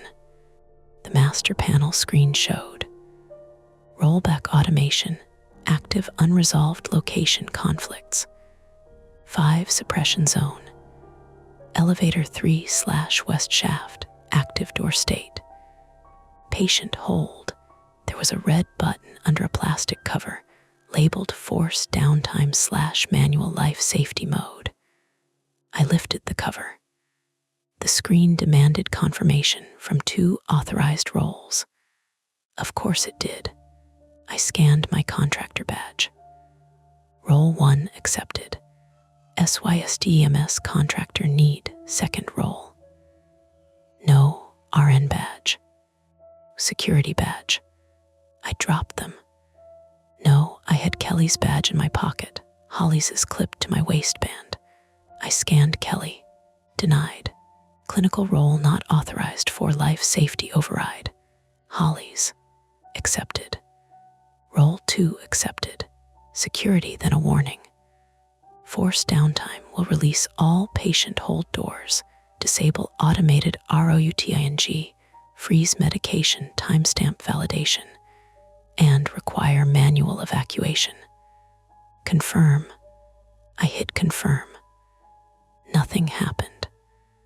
A small line appeared at the bottom. Physical safety key required. I laughed once. One ugly bark. There was a keyhole beside the button. No key. Behind me, Dana shouted from the hallway, key cabinet. Under the panel, I dropped to my knees. There was a metal key cabinet under the workstation, locked with a cheap latch. Simon's multi-tool was in his backpack, not with me. I used the trauma shears. They bent. I jammed the shears into the latch and put my weight on them. Pain tore through my left hand as the IV cannula snagged on the cabinet edge. The tape ripped. The plastic port pulled sideways. I saw blood before I felt it properly. Then I felt it. Sharp, hot, intimate. Come on, I said through my teeth. The latch snapped. Keys spilled out, each one tagged with tiny plastic labels. ELEV mech, sprinkler, life safety. I grabbed life safety. The corridor behind me erupted in noise. Footsteps. Brennan shouting. Mara coughing. Frank yelling. Evan now. I shoved the key into the panel, turned it. The button lit. I pressed it.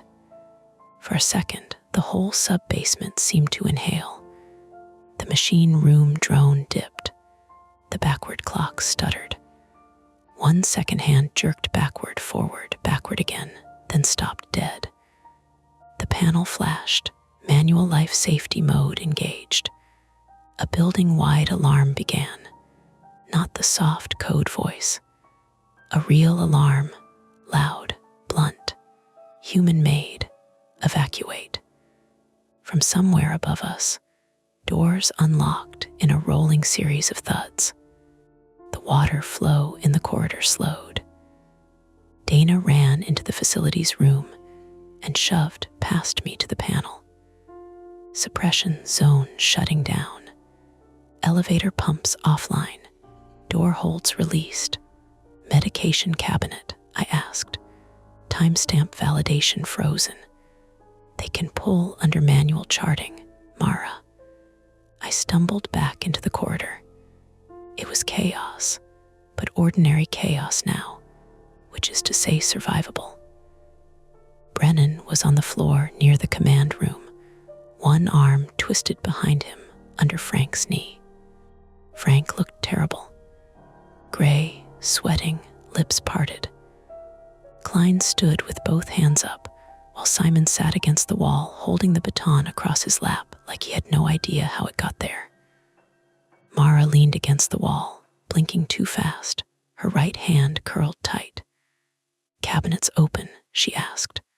Manual mode, I said. We go back. Frank tried to stand and failed. His face folded inward, he said, very calmly. Now I'm having chest pain. No one moved for half a second. Then Mara did. She knelt beside him, teacher voice gone, all sharp command. Frank, sit. Don't fight me. Simon, find his aspirin if he has any. Evan, stop bleeding on the floor. I'm fine, you're dripping. I looked down. Blood ran from the torn IV site over my fingers, falling in small dark spots onto the concrete. Dana grabbed gauze from my hand and wrapped it around my wrist. Hold pressure. Holly's radio, still somewhere down the corridor, crackled. Elevator 3, he gasped. Water stopped. I can breathe. Frank closed his eyes. Good. The conflict was resolved in the most limited, ugly sense.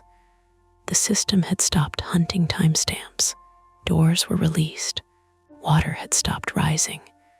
And the med cabinet would no longer pretend Mara's dose belonged to the future. But nobody was saved yet. Not really. We still had to climb back through a hospital full of unlocked, frightened people. Holly's still had a crushed leg. Frank might be having a heart attack in a sub-basement corridor. Mara still needed her medication under someone's manual judgment, not mine. Simon's nosebleed had returned, slow and steady, over his upper lip. And Brennan, pinned under Frank's knee, looked up at me with a hatred that was almost restful because it was so human.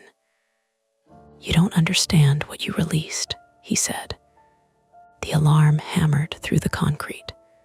Above us, doors banged open. Voices flooded the stairwells. And for the first time all night, the clocks stopped ticking. The alarm made everything simpler for about 30 seconds. That sounds strange, but it's true. Before that, every sound had to be interpreted. Every beep might have been a warning or a lie. Every locked door might have meant safety, containment, error, or somebody on the other side making a choice with our bodies. But a real evacuation alarm is blunt. It doesn't ask you to trust it. It just hurts your ears and tells you to move. Dana stayed at the facilities panel, fingers flying over the keyboard, her face gray under the emergency lights. Doors are released on West 3, West 4, West 5, she said, mostly to herself. elevators disabled, suppression isolated, manual med access active. Brennan was still on the floor, but Klein had backed away from him. That was the first legal consequence, I suppose, though none of us had the language for it yet. A subordinate choosing not to help his supervisor stand up. Frank was sitting against the concrete wall with one hand pressed to the center of his chest, eyes closed, breathing like he was trying not to make a scene at his own funeral. "Frank," Mara said, "look at me." "I'm looking," he muttered, eyes still shut. "You're not. I'm listening. That counts." She didn't smile. Her right hand had started to tremble again, not violently, just a fine flutter at the fingers. She tucked it under her left arm like she could hide it from herself. Simon sat across from them, head tipped back against the wall, tissue from the staff lounge stuffed under his nose. The blood had slowed but not stopped. He kept blinking hard and then staring at his own knees, as if checking that they belonged to him. I held gauze against the torn IV site on my hand. Blood had soaked the first pad and spotted the second. The cannula hung half taped against my skin until Dana noticed and said, "Don't yank it. Let someone clinical remove it."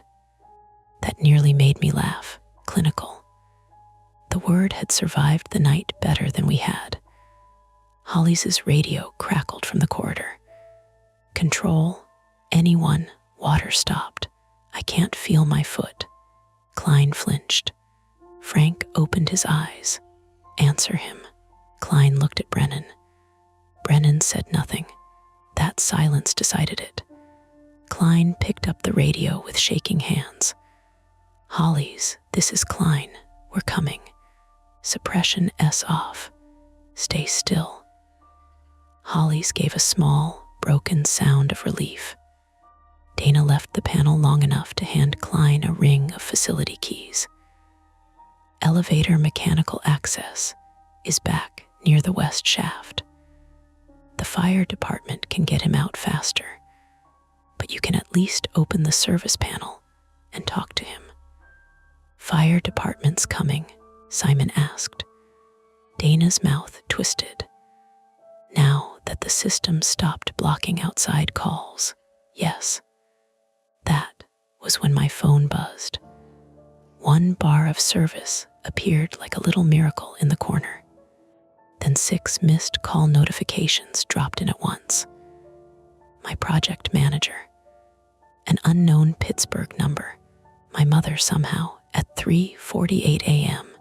because mothers have a separate emergency network that doesn't run on towers. Mara saw her own phone light up.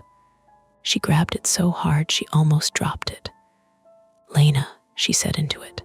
She listened. Her whole face changed. Not happy, not safe, just less alone. "I'm okay," she said. "No, don't come up here. Stay where there are people. Find a police officer or a firefighter. Tell them West Tower. Observation 3B, tell them I need neuro." "No, I'm standing. Her voice cracked on the second, standing, and she turned away from us.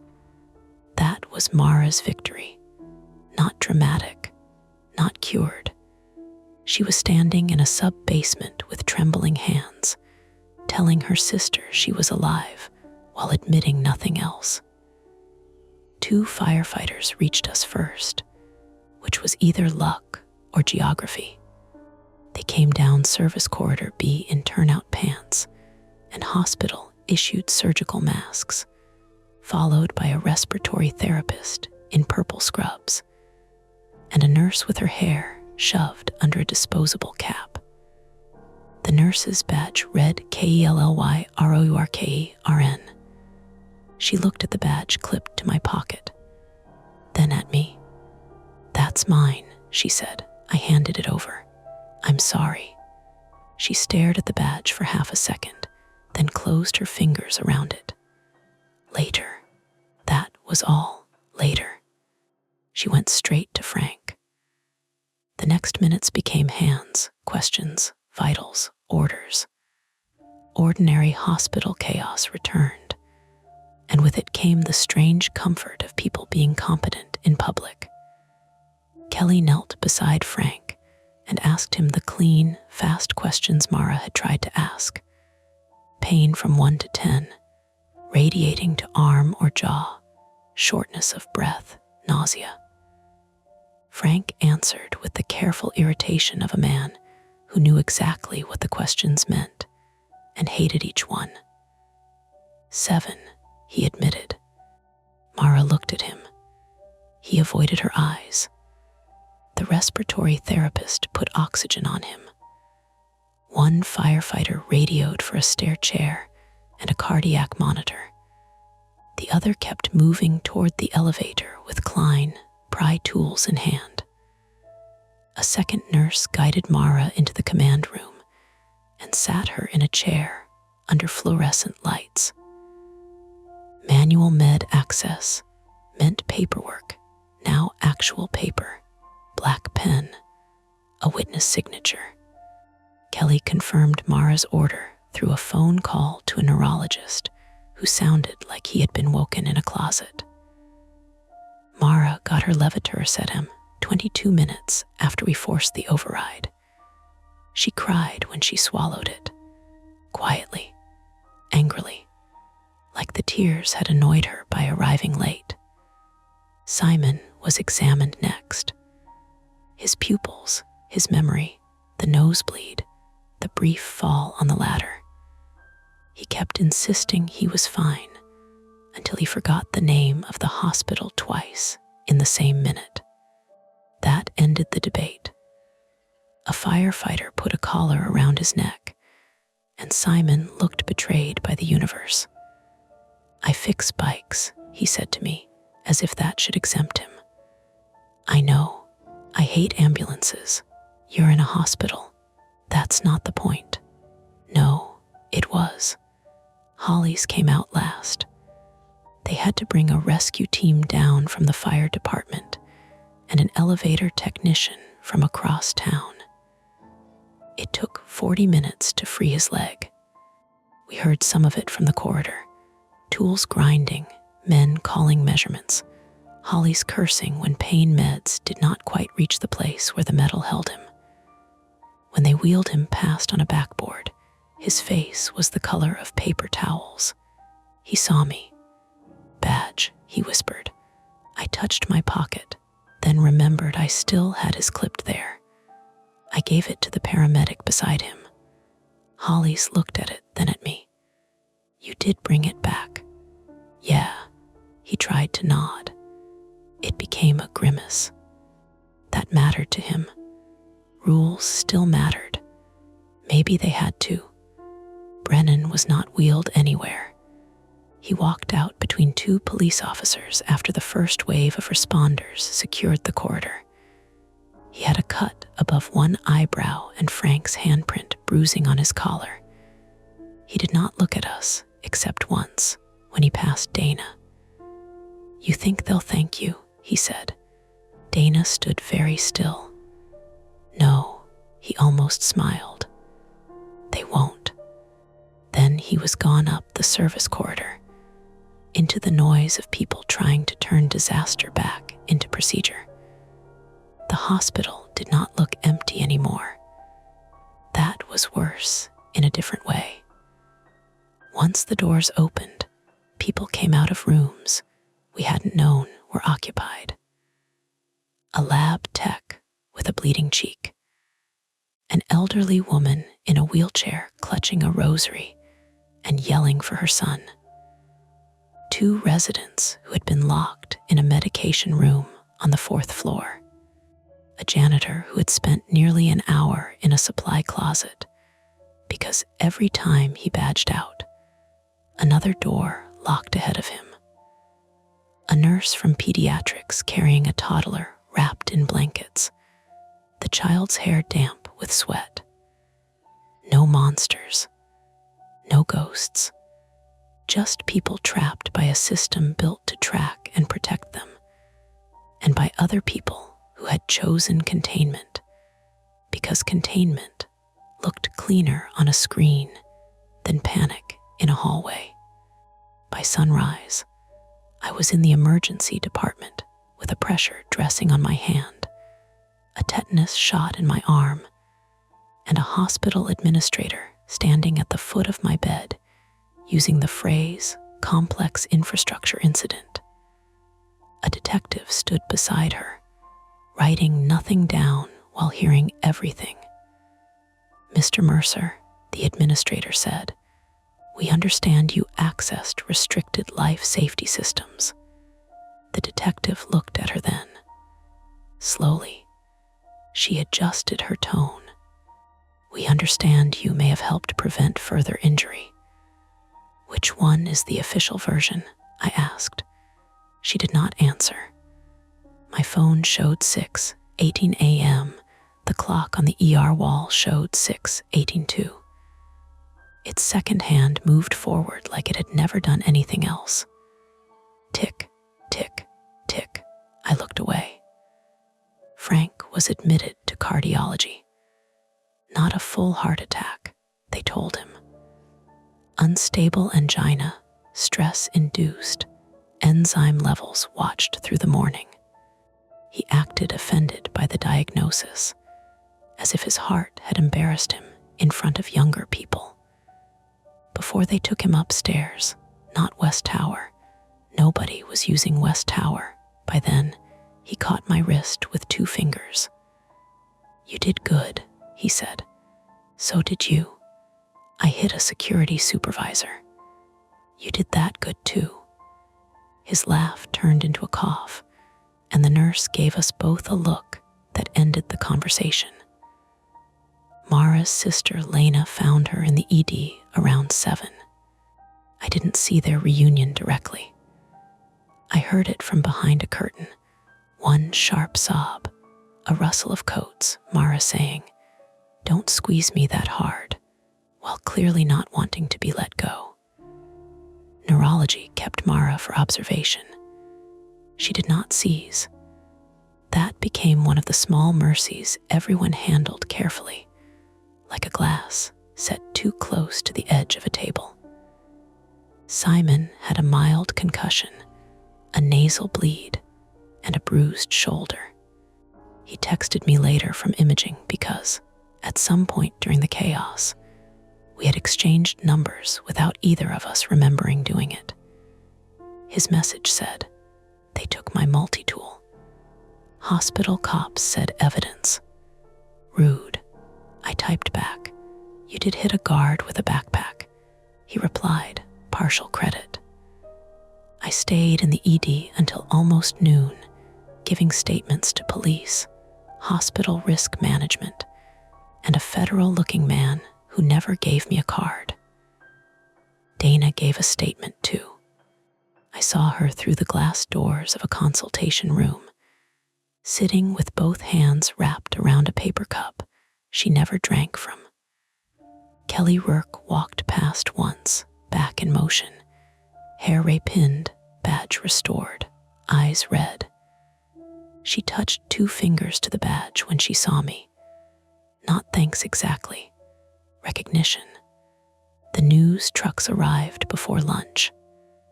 By then, Mercy Allegheny had issued its first statement. Overnight technical malfunction. Temporary access control disruption. No confirmed fatalities related to the incident. Full cooperation with authorities. That last line did a lot of work. There were lawsuits, eventually, investigations, resignations. Brennan's name appeared in an article 2 days later, then disappeared behind phrases like security leadership and decision-making under emergency conditions. Dana testified. Holly's kept his leg, but not all the feeling in his foot.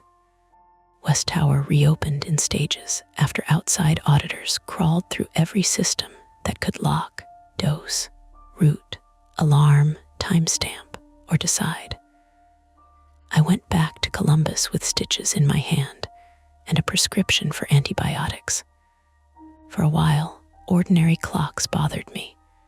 Not all clocks. Digital ones were fine.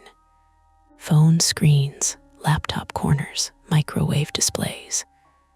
Those were numbers. Numbers could be wrong, but they did not pretend to breathe.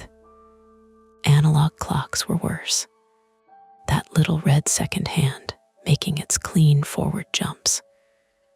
In waiting rooms, in restaurants, in the tire shop, while my car got an oil change, I would find myself watching for the hesitation, the twitch backward, the moment the room admitted it had been lying. 3 weeks after, I received a padded envelope with no return address. Inside was Simon's red multi-tool. There was also one folded sheet of hospital printer paper. The top, patient movement summary. Observation Unit 3B, same format as before. Same blocky hospital font. My name, Frank S. Maras, Simon S. Hollises. All stamped. CLEARED manual resolution at the bottom was one extra line. Unresolved record, ROURKEKELLY, last VERIFIED location. OBS 3B Staff Lounge, 0341. I read it twice. Then a third time. Kelly was alive. I had seen her. She had treated Frank. She had taken her badge back from me in the sub-basement corridor after the override. I knew that. I remembered the pressure of her fingers brushing mine. I called the hospital. They transferred me 5 times. Finally, a woman in administration told me there was no nurse named Kelly Rourke currently assigned to Mercy Allegheny Medical Center. That's impossible, I said. She gave a tired little laugh, the kind people use when they think you are being difficult on purpose. Staffing changes quickly, sir. No, I mean I saw her. I'm sorry. I can't provide personnel information beyond that. I hung up and sat at my kitchen table until the afternoon light moved across the floor. The multi-tool lay beside the paper. Tick, tick, tick. There was no clock in my kitchen. It took me a full minute to realize the sound was coming from my phone, vibrating gently against the table with an incoming call. Unknown Pittsburgh number. I let it ring. Then I answered. For several seconds, there was only the soft, open sound of a hospital line, air moving through vents, a distant cartwheel, a page tone muffled by walls. Then a woman's voice said, "Mr. Mercer." I gripped the phone. "Yes," the line crackled. "This is Kelly Rourke. I was told you still have my badge." I looked at the empty table where her badge was not, where it had not been for weeks. Outside, traffic moved normally on my street. A dog barked once. Somewhere upstairs, my neighbor dropped something heavy and cursed. Ordinary life continuing badly. "I don't," I said. A pause. Then Kelly said very softly, "Then please don't come back here." The call disconnected. I have not been back to Pittsburgh since. But sometimes, when I wake in the hour before dawn, I reach for my phone and check the time. I watch the numbers hold steady. I wait until they change the right way. Forward, only forward. And even then, I leave the light on. That's it for this nightmare. If you enjoyed it, please like the video, subscribe to Mia Horror Stories, and turn on notifications. It really helps keep the stories alive. And don't stop here. Dive into another one of our videos and keep the fear going. Hey friends, it's your girl Mia. This is Mia Horror Stories. And tonight's story, The Stairwell in My Office Building, keeps adding flights. As I go down, is told in darkness. The screen will stay black, so you can simply listen, imagine, and feel every moment without distraction. Trust me, the build-up matters, and the ending is where the real chill hides. So don't look away, and don't leave early. The first thing that felt wrong was the smell. Not smoke, not gas. Nothing that would have sent us sprinting for the exits or reaching for the red pull station behind the plastic cover. It was just wet concrete, sharp and mineral. The way a parking garage smells after rain has been blown sideways into it. Except we were on the 23rd floor of the Bramley building in downtown Chicago. And outside the office windows, the night was clear enough to see the antennas blinking red on top of Willis Tower. My name is Nathan Cole, 34, male, and I work nights more often than I admit when people ask what I do for a living. Officially, I'm a compliance analyst for Harker Bell Insurance, which sounds like I spend my days in clean spreadsheets and quiet meetings. Unofficially, it means I'm the guy people call when a vendor upload fails at 8:40 p.m. and someone in New York needs the numbers reconciled before morning.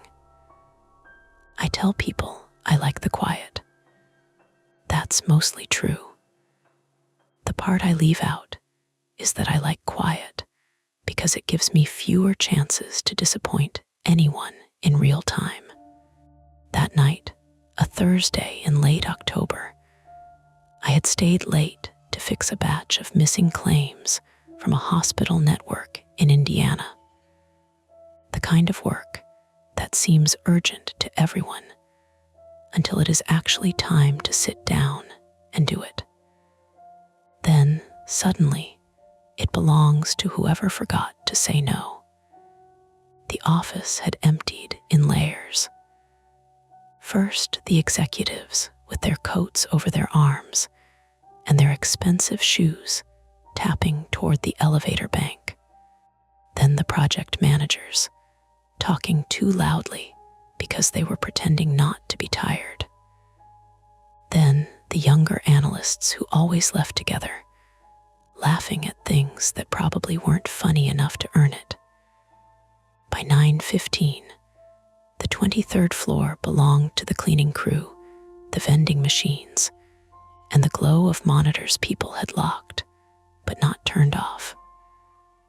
I was in the kitchenette rinsing old coffee out of my mug when the lights dipped. Not out, just down. The fluorescent panels above me gave a tired little buzz and went the color of skim milk. The refrigerator motor clicked once and stopped. Somewhere beyond the glass wall, a printer woke up for no reason, adjusted itself with 3 soft mechanical coughs, then went still again. I stood there with my hand under the faucet, watching water run over my knuckles. "Building does that," Marta said behind me. I jumped hard enough to knock the mug against the sink. Marta Ruiz, 56, female, was part of the evening cleaning crew and had been working our floors since before I was hired. She had a gray braid tucked into the collar of her navy polo and pushed a cart that always smelled faintly of lemon disinfectant, dust, and the peppermint gum she chewed without ever seeming to enjoy. She had a way of appearing in doorways like she had been there for minutes, deciding whether you were worth interrupting. "You scared me," I said. "You scare easy," she said. only when people materialized behind me. She pointed up with a gloved hand. Power flickered on 17.2. Maybe storm somewhere. No storm, I nodded toward the windows. Clear night. Marta shrugged, as if weather was something men in offices pretended to understand. Then maybe old wires. The faucet sputtered. That got both of us quiet. The stream thinned, coughed air, then came back brown for half a second before clearing. Rust, probably. Old pipes, pressure change. Some maintenance thing in the lower floors. The Bramley building had opened in 1978 and carried its age in odd places. Brass trim, polished thin near elevator buttons, carpet seams that made little ridges near conference rooms, stairwell doors that sighed when they closed because the air pressure was never right. Marta leaned over the sink and watched the water settle. "You drink that?" she asked. "No." "Good." From my desk came the muffled vibration of my phone against wood. Once, twice. Then a longer buzz that meant someone was calling. I dried my hands and went back through the rows of cubicles. At night, our office became stranger in small ways.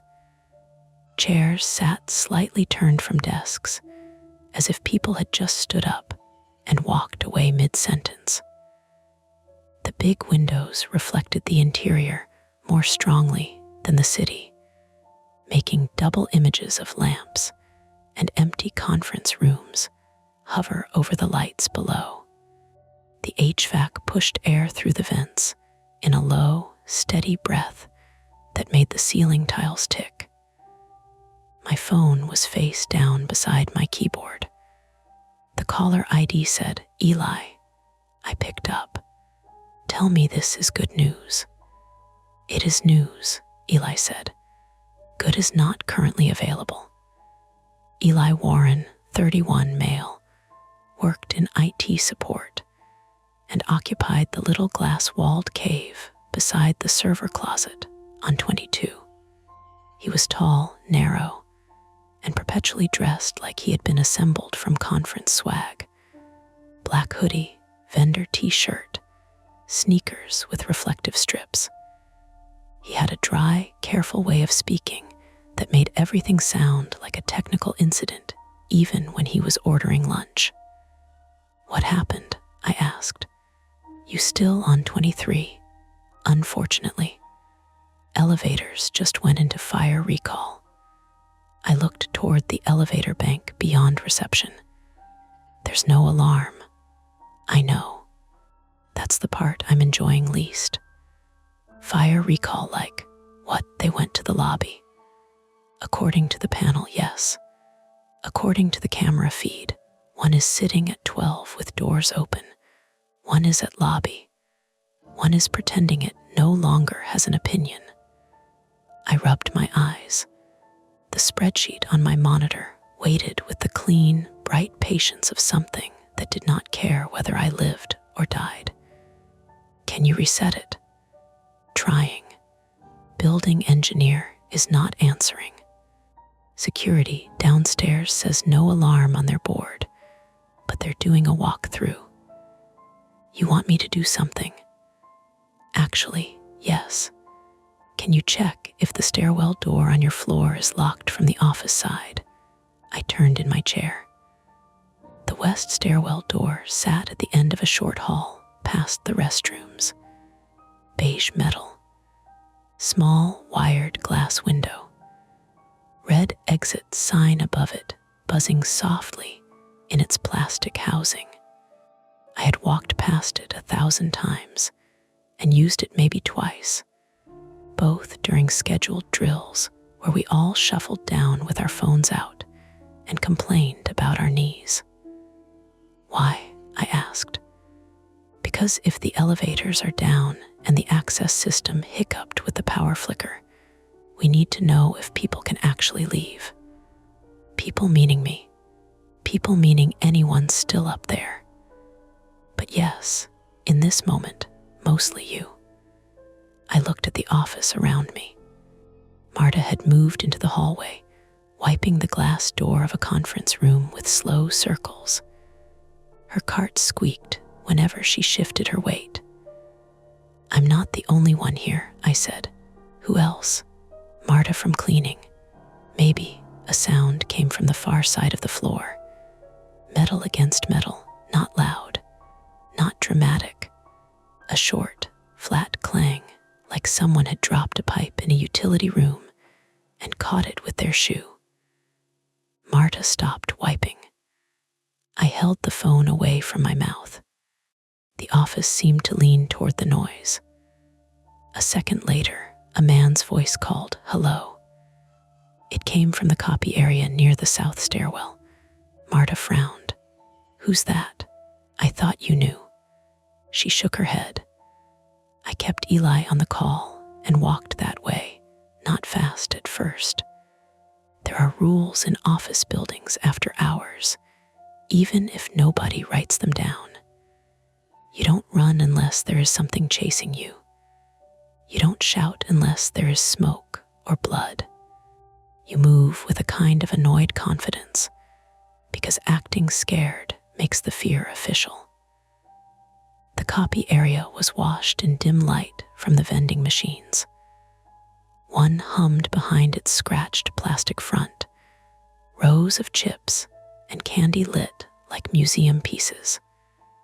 Beside it, crouched near the locked supply cabinet, was a man in a brown jacket holding a phone with the flashlight on. He looked up too quickly. "Sorry," he said. "Sorry, I didn't know anyone was still here." This was Gregory Shaw, 42, male, a senior auditor from the London office who had been visiting Chicago for 2 weeks to review our compliance workflow. He had the exhausted politeness of someone living out of a hotel room. Pale shirt sleeves rolled to the forearms, tie loosened, dark circles under eyes that probably looked sharper in daylight. I had seen him in meetings, but had not exchanged more than 4 sentences with him. "Gregory," I said. "Nathan, right." He stood, brushing dust from one knee. "I was looking for the lifts, got turned around. The elevators are down," I said. "Down as in not working or down as in downstairs?" "Both, maybe." Eli spoke tinny from my phone. "Who is that?" "Gregory Shaw," I said. "Auditor." "Oh, good. Add witnesses." Gregory glanced toward the phone, then toward Marta, who had come up behind me with her spray bottle still in hand. Marta looked him over once. "You dropped something." "My charger." He held up a black charging brick and cable. "It skidded under there. I thought I'd broken the cabinet." The explanation was simple enough that it made the sound less interesting, which should have made me feel better. Instead, I found myself looking past him toward the south stairwell door. That exit sign was darker than the one by the west stairs. Not off, just dimmer. Its red letters pulsed faintly, bright, then dull, then bright, like it was sharing power with something breathing too slowly. "I need to check a door," I said. Gregory gave a small laugh. "That sounds ominous." "It's not," I said too quickly. "It asked." Marta clicked her tongue. "When it asks, something is already broken." Eli said, "I heard that." "You were meant to," she called toward the phone. I went to the west stairwell first, because that was the one Eli had mentioned, and because it was closer to my desk, and because I didn't like the look of the south sign. The hallway narrowed near the restrooms, where the carpet gave way to speckled tile. The smell of wet concrete grew stronger there. It threaded under the restroom deodorizer and the lemon cleaner and the burnt coffee smell that lived permanently in our kitchenette. I pressed my palm against the metal push bar. Cold. I pushed. The door opened 3 inches and stopped against a chain. Not a security chain like in an apartment. This was heavier, looped through the inside crash bar and around the stair rail beyond, held with a brass padlock. It had been wrapped from the stairwell side. I stared at it. Eli said, "Nathan, there's a chain on the door." A pause. "Say that again." "There is a chain on the stairwell door from the other side." Marta muttered something in Spanish under her breath. Gregory leaned past me but didn't touch the door. "Is that normal here?" "No," I said. But even as I said it, my brain started producing ordinary reasons. Maintenance, construction, fire door repair, some contractor making a stupid choice, the kind of thing that would get someone fined if anyone noticed. Buildings were full of bad decisions made by people who assumed nobody would need the thing they were blocking. I angled my phone and turned on the flashlight. Through the narrow gap, the beam caught the stairwell landing. Gray painted concrete, yellow line along the edge of the top step, black rubber tread strips, a paper coffee cup crushed near the baseboard, and the chain pulled taut. Beyond it, lower down, somewhere beneath the landing, came a faint sound, a door closing, not near us, several floors below. A hollow boom traveled up the stairwell shaft and arrived thinner than it had started. Marta stepped back. "Someone is in there." Gregory checked his own phone. "I have 1 bar. Should we call security?" "Already talking to them," Eli said. His voice had changed. Less dry now. More clipped. "Do not enter a chained stairwell." "I couldn't if I wanted to. I'm serious." I said I couldn't. The lights dipped again. This time, the office behind us clicked and sighed in pieces. A monitor woke, showed a blue login screen, then went black. The vending machine compressor stopped. Somewhere in the ceiling, the HVAC wound down until the air no longer moved. For 3 seconds, the only sound was the exit sign buzzing over our heads and Gregory breathing through his nose. Then my laptop, back at my desk, began chiming. One notification after another, not loud but steady. A bright little ping every second, absurdly cheerful. I looked over my shoulder. "That yours?" Gregory asked. "Yeah, you should get it," Marta said. The chain rattled once. A tiny movement, metal shifting against metal from the other side of the door.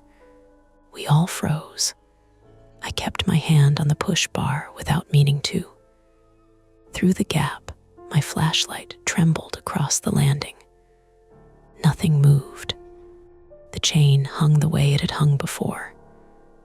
Then, from below, faint enough that I could almost convince myself it was building noise, someone coughed. A wet, human cough. Eli's voice came through the phone. "Nathan, talk to me. There might be someone in the stairwell. Do not open that door. It's chained. Do not try." Marta took out her phone. I called downstairs. Gregory had backed away and was looking toward reception, toward the elevator bank. "There's another stairwell, yes. South side," I said. "Is it also chained?" "I don't know." Another ping came from my desk, then another, then 5 in quick succession. I walked back because standing there with my hand on the door felt suddenly like leaving fingerprints on someone else's bad idea. At my workstation, the screen had woken to a stack of building alerts in the corner. Most were from the access control app we used for after-hours entry. Door status changed. Door status changed.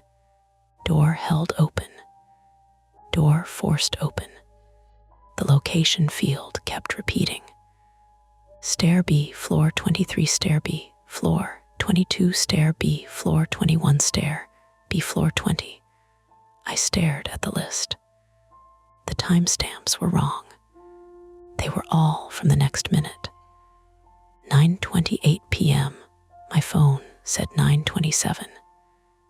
Now, I know systems drift. I know servers get out of sync. I know software can make the present look like the future because some bored admin ignored a time zone setting in a basement rack. I've built whole days around fixing errors exactly that stupid. But each new alert appeared 1 second apart. Floor 19, floor 18, floor 17, as if something was moving down or something was reporting that it would. Marta came back from the hall with her phone pressed to her ear. Security says stay on the floor. They have one guard coming up when elevators reset. When? Gregory asked. They don't know. Eli said, I'm seeing the same alerts. Nathan, is anyone at stair B? That's the south stairwell, I asked. Yes. Gregory looked toward the copy area again. That's where I heard the noise. Marta's face tightened. For the first time, she looked less irritated than afraid, and that did something to me I didn't like. Marta was the kind of person who treated inconvenience like weather. If she was scared, it gave the room permission to change shape. My private fear, the one I managed by staying useful, is not death or pain or even small spaces. It is making the wrong call while other people are waiting for me to be certain. I have spent most of my life becoming the person who can explain things after they go wrong. That is easier than stopping them before they do. Eli's voice lowered. Listen, stay together. Don't use either stairwell until security physically reaches you. Gregory gave a short, humorless laugh. And if there's a fire, there is no fire alarm. If there is a person trapped in there, Marta said. We heard coughing. We think we heard coughing, I said. She looked at me. I heard it. The alert pinged again. Stair B, floor 16. Then, after a pause, stair B, floor 15. Gregory ran both hands through his hair. That's impossible, isn't it? If the door is forced open on every floor. It's a sensor fault, Eli said. But he said it like he was choosing from a list of explanations and hated all of them. From the south side of the office came another sound. This one was clear. The stairwell door handle being tried. Not slammed, not forced. Pressed down, released, pressed down again. A polite, patient motion. Marta whispered, no. Gregory's phone flashlight flicked on in his hand, throwing a white oval across the carpet. The handle moved a third time. Then a voice from behind the south stairwell door called, hello. Can someone open this? It was muffled by metal, but it sounded male, strained, out of breath. We didn't move. Please, the voice said. I'm on the wrong floor. Eli said through my phone very softly, Nathan, which stairwell is that? B, I said. On my monitor, another alert appeared. Stair B, floor 14. The man behind the door knocked once. Not hard, just knuckles on painted steel. Please, he said again. The stairs are blocked below me. Marta looked at me, then at Gregory, then toward the west stairwell with the chain on it. Gregory swallowed. We can't just leave him. Eli said, you also can't verify who it is. He's asking for help, Gregory snapped. He may be maintenance, Marta said, but she did not sound convinced. The office lights brightened all at once, too harsh after the dimness. Every monitor reflection sharpened in the windows. The HVAC kicked back on with a clatter above the ceiling, pushing a breath of cold air down the hallway. My phone showed 9:28. The alert stopped. For a moment, everything looked normal enough to be embarrassing. 3 adults standing in an office after hours, frightened by a door, a glitching computer, and a voice that probably belonged to some contractor who had ignored a sign. Then the south stairwell handle moved again. "Hey," the man called, closer to the crack now. "I can hear you out there." Marta's spray bottle creaked in her grip. Gregory looked at me. "Nathan," that was the worst part. Not the door, not the alerts, not the wet concrete smell that had no business being 23 floors up. It was the way both of them waited for me to decide. Eli said, "Do not open it until security arrives." The man behind the door said, "I don't think I can keep going down."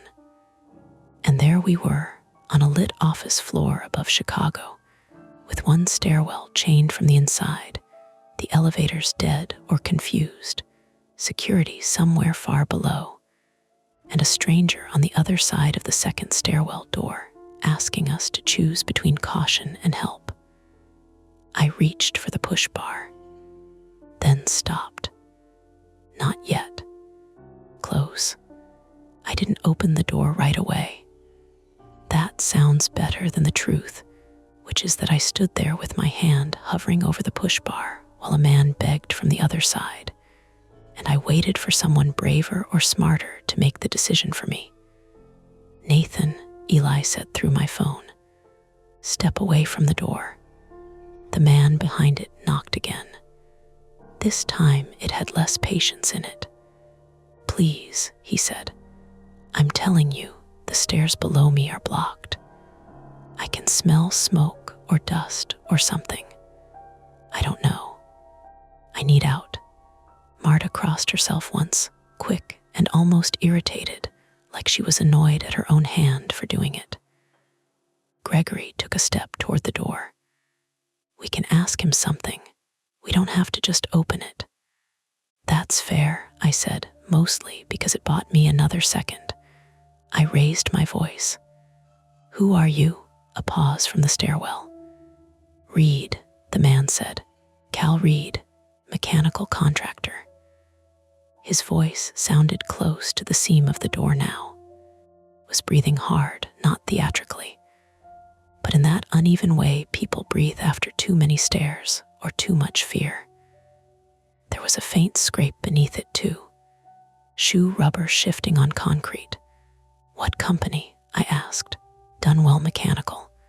We're doing valve work in the basement and pump room." I looked at Marta. She shook her head, not because she knew he was lying, but because she didn't know enough to help. Eli was quiet for half a second.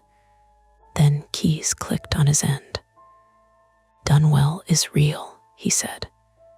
"They've had work orders in the building. I can't confirm a Cal Reed from here." Gregory exhaled sharply. "Good enough." "No," Eli said, "not good enough." Behind the door, Cal said, "You have to let me out. I've been trying doors since 18. "Why didn't you go up?" Marta called. "Because I thought down was safer." He coughed. It sounded rough, full of dust. "Then I hit chains, or a gate, something. I don't know how this building is laid out." Gregory turned to me with both palms open. "He's trapped. He says he's trapped. You heard him coughing." I heard someone coughing. Marta gave me a look. "Nathan," there it was. My name, said the way people say it when they want you to become useful. I hated that tone because it worked on me. It found the soft, guilty place in me that had always been too eager to prove I wasn't the person who froze. "Nathan," Eli said again, sharper now. "Listen to me. Fire code says stair doors shouldn't be chained. If one is chained and another has an unknown person behind it during an access failure, that's not a rescue situation for you. That's a security situation. And security is where? Gregory asked. Coming up. How? No answer.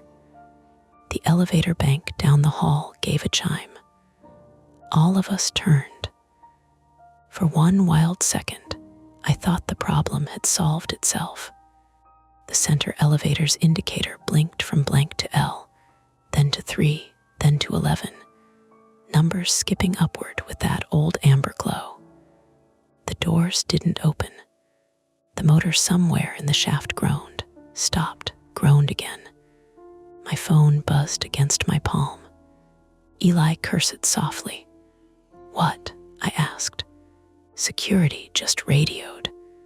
Lobby panel says one elevator is responding, but the doors aren't opening cleanly. They're holding off until engineer arrives.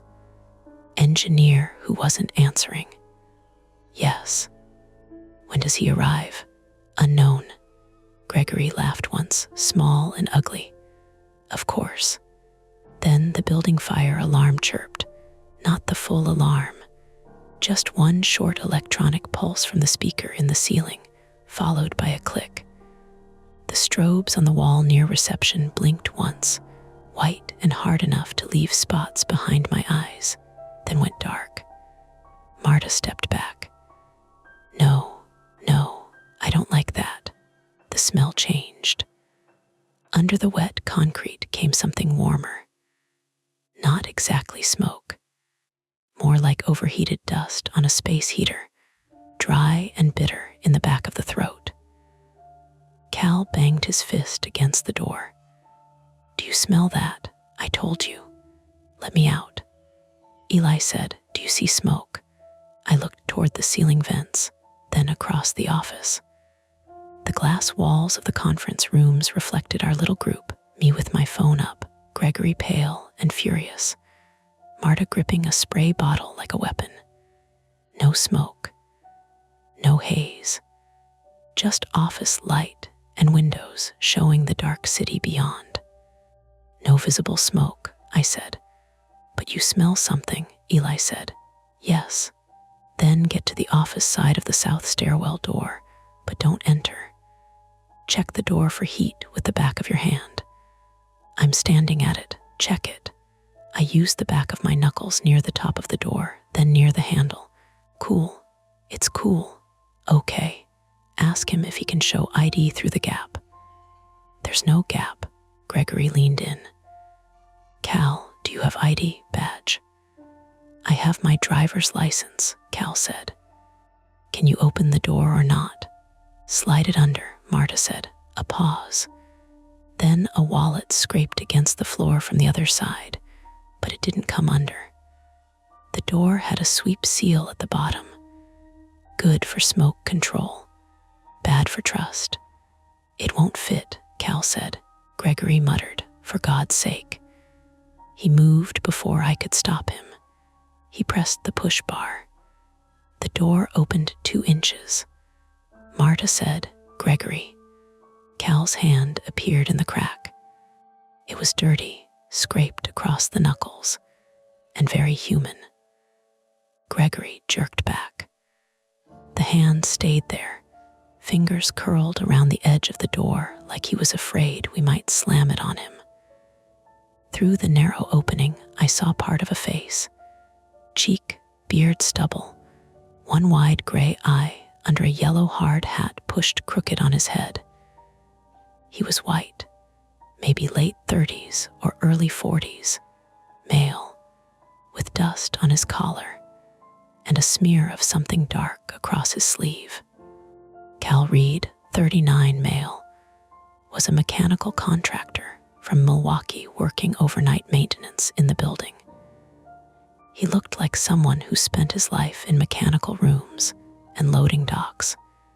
Heavy work boots, canvas jacket, orange safety vest under it. A 2-way radio clipped high on his chest. His fear came out as impatience, as if being scared made him angry at everyone nearby. "Thank you," he said, trying to squeeze through. "Wait," I said. He looked at me like I had asked him to solve a riddle while drowning. What's below you?" "Stairs. I mean blocked how," he stared. "A chain across the landing at 20. Then another one at 19. I went up, but the door at 22 wouldn't open. And 23, this one, thank God. 22 is where I am," Eli said through the phone. "I'm by stair B, there's no knock here." Cal's visible eye shifted toward my phone. "What floor are you on?" Eli asked. 23, Cal said, irritated. "I'm talking to you through the 23 door." "I mean, where did you enter the stairwell?" "Basement level, service corridor." "Why were you going up if you needed out?" Cal pressed his lips together. For the first time, he looked away. That small hesitation cooled the room more than any draft could have. Gregory noticed it too.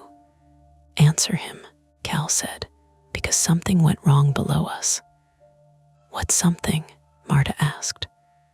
"Valve blew on the condenser line. Or a coupling failed, I don't know yet. Water started coming through the pump room ceiling, hit temporary power, tripped panels. We were told to clear out." "By who?" I asked. "My foreman, Vince." "Where is he?" Cal swallowed. "I don't know." The fire speaker chirped again. One pulse, then nothing. Eli said, "Nathan, I just got a facilities email." "From who?" "Automated building system. Water intrusion alert in basement mechanical. Electrical fault in sublevel 2. It says avoid service areas and use elevators only." Gregory looked toward the dead elevators. "That's helpful." Cal pushed against the door. "You understand now. I need out of this stairwell." Marta moved closer, squinting past him. "Why are there chains on the stairs?" "I don't know. Who put them?" "I don't know." But he knew something. Maybe not the answer. Maybe only enough to be afraid of telling us the rest. I could feel the choice narrowing around us. Leave a contractor in a stairwell during a possible electrical and water incident, or open the door during a security failure when the access logs were showing impossible nonsense. Eli kept saying don't. Gregory was ready to shove me out of the way. Marta had stopped arguing and was staring at Cal's hand on the door, at the raw scrape across his knuckles. Then my laptop chimed from my desk again. One notification, then another. Eli said, "Tell me that isn't your access app." I walked backward, keeping the stairwell door in view. The alert window had returned. Stair B, floor 23 door held open stair, B floor 23 door held open stair, B floor 23 door held open. Then a new line appeared. Fire door pressure differential exceeded floor 23. I didn't know what that meant, but I knew enough words to dislike it. Eli said, "Close that door." Gregory snapped. "He's halfway through it." "Then either let him in now or close it now, but do not hold it open." Cal heard that and made the decision for us. He shoved. The door swung inward hard enough to knock Gregory back into the wall. Cal stumbled through, caught himself on the carpet, and immediately turned to pull the door shut behind him. For 1 second, I thought he was being helpful. Then I saw the chain looped around his other wrist, not locked to him, tangled. Length of heavy chain trailed from the stairwell side, dragging across the threshold with a dry metallic clatter. Marta gasped. Cal kicked it loose, panicked, and the door slammed shut. The sound ran through the office. The chain lay on the carpet between us like something dragged up from a shipwreck. wet in places, rust flakes dotting the beige fibers. Nobody spoke. Cal bent over with both hands on his knees. Sweat dripped from the end of his nose and left dark dots on the carpet. Gregory recovered first. You could have broken my shoulder. You were blocking the door. I was helping you. You were in the way. Hey, I said, stop. My voice came out louder than expected. Everyone looked at me, and for once the attention didn't make me shrink. Maybe because there was a concrete problem now. A man was in front of us. The door was closed. A chain was on the floor. There was a water and electrical alert in the basement. The elevators were unusable. That was enough to work with. Cal, I said, who else is in the building with you? He wiped his mouth with the back of his hand. 3 of us. Me, Vince, and Arlo, Marta said. Where are Vince and Arlo? Cal shook his head. Where? She repeated. I lost them below 18. Lost them, Gregory said. How do you lose 2 grown men in a stairwell? Cal straightened and pointed at him. You try doing 20 flights in a stairwell full of dust, with emergency lights cutting out, and some idiot chaining landings for construction. See how organized you stay. Eli said, construction on what floors? Cal looked at the phone again. Who is that? IT, I said. Then tell it to call building management. He is. I've been calling, Eli said. Security is calling. Nobody is getting the engineer. Fire department is being notified because of the alarm chirps and basement fault. That should have helped. It did not. Because fire department meant time. Even downtown, response was not instant when the alarm hadn't fully triggered. Security had to confirm. Dispatch had to sort out whether this was smoke, water, electrical, or a panel acting drunk. And we were 23 floors up in a building whose basic systems had started contradicting each other. My throat tasted metallic from the overheated dust smell. Marta noticed me swallowing. You smell it stronger. Yeah. Cal looked toward the ceiling. That's electrical. You said water hit temporary power, I said, in the basement. But if a riser panel tripped wrong, or smoke dampers closed, or fans shut down, he stopped. I'm not an electrician. Eli said, the building management system shows intermittent power loss on floors 9 through 16. Gregory looked at me. That's below us. Yes. Then waiting here might be worse. Marta said, security said stay. Security is downstairs, Gregory said. We are up here smelling electrical smoke. They know building. They don't know this. Cal turned suddenly toward the south stairwell door, listening. We all went quiet. From behind the door came a faint mechanical clank. Then another. Lower down in the shaft, metal dragged over concrete. Not close, but not imaginary. Cal whispered, that's Vince. How do you know? I asked. Because he was cutting chains. With what? Marta asked. Bolt cutters. Why didn't you say that? Gregory asked. Cal's jaw worked. Because I don't know if it's him anymore. Nobody moved. He closed his eyes briefly, angry at himself. I don't mean ghosts. Don't look at me like that. I mean I heard somebody moving below me, and every time I called Vince's name, they stopped. Vince would have answered. He yells about everything. He once yelled at a coffee machine because it gave him decaf. Eli said, Cal, why were chains in the stairwell? Cal's eyes opened. He looked exhausted now, less angry and more hollowed out. They're supposed to be using them for controlled access during asbestos abatement. That word changed the air. Marta took one step away from the chain on the carpet. Gregory said, asbestos. Old pipe insulation, Cal said quickly. Contained work. Negative pressure zones. It's not supposed to be in occupied areas. Supposed to be, Marta said. Cal rubbed his face. Dust smeared across his cheek. They were working lower mechanical chases and unused tenant floors. Nights only. Plastic sheeting, containment doors, warning signs, the whole thing. What floors? I asked. 11 to 14, maybe 15. I wasn't on that crew. Eli's voice went flat. Building system just threw air handling fault on 12 and 13. The smell of hot dust thickened.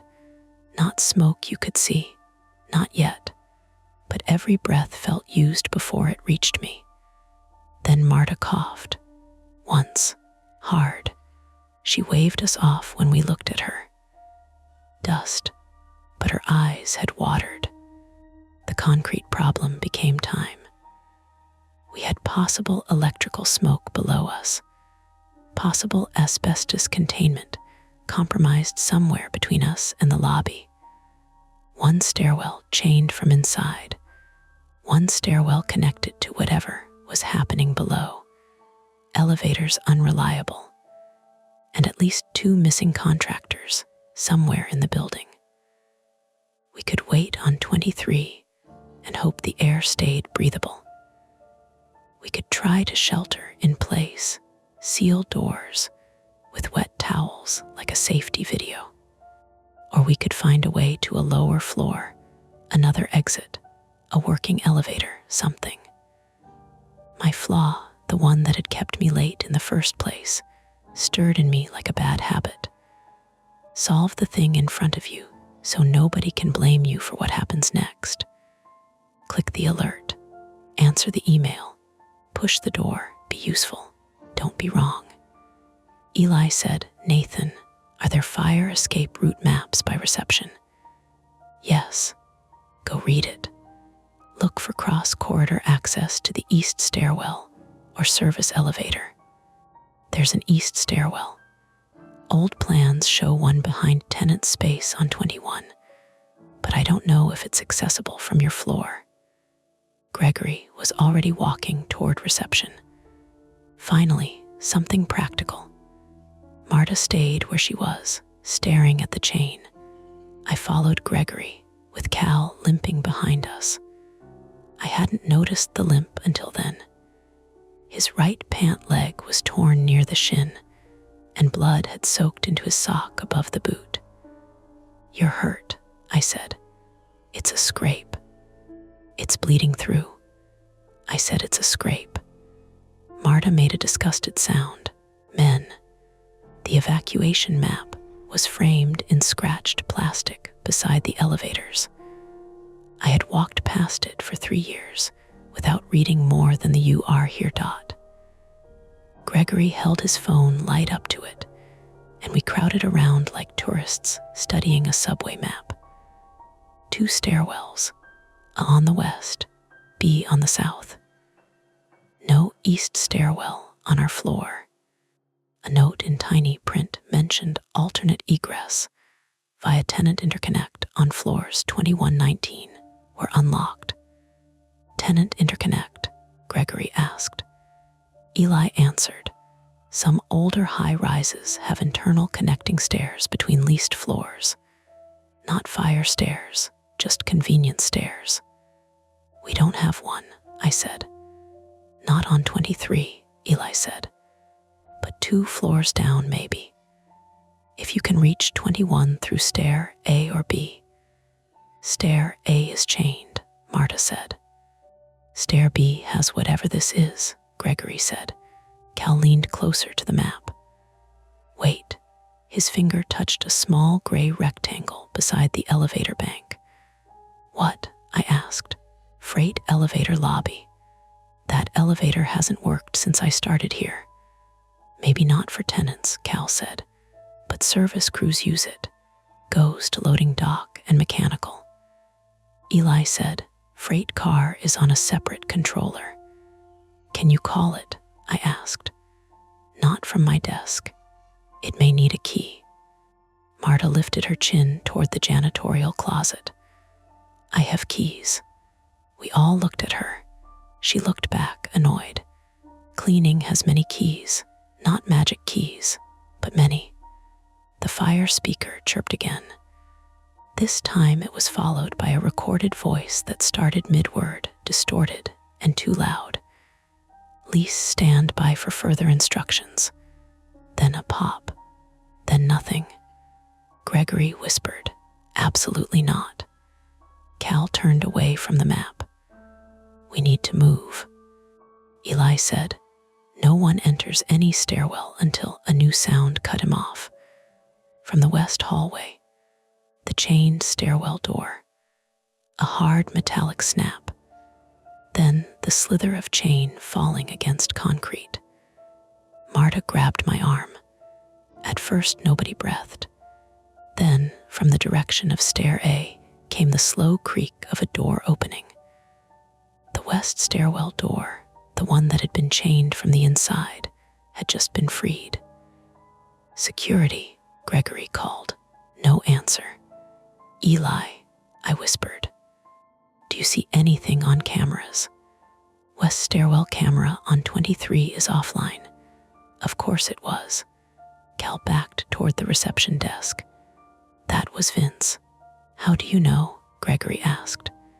Because Vince was in stair B, the west stairwell door creaked wider. We couldn't see it from reception because the hallway bent near the restrooms, but we could hear it. Door hinge, air pressure. A faint tap as the door reached the wall. Then one step on tile. Slow, heavy.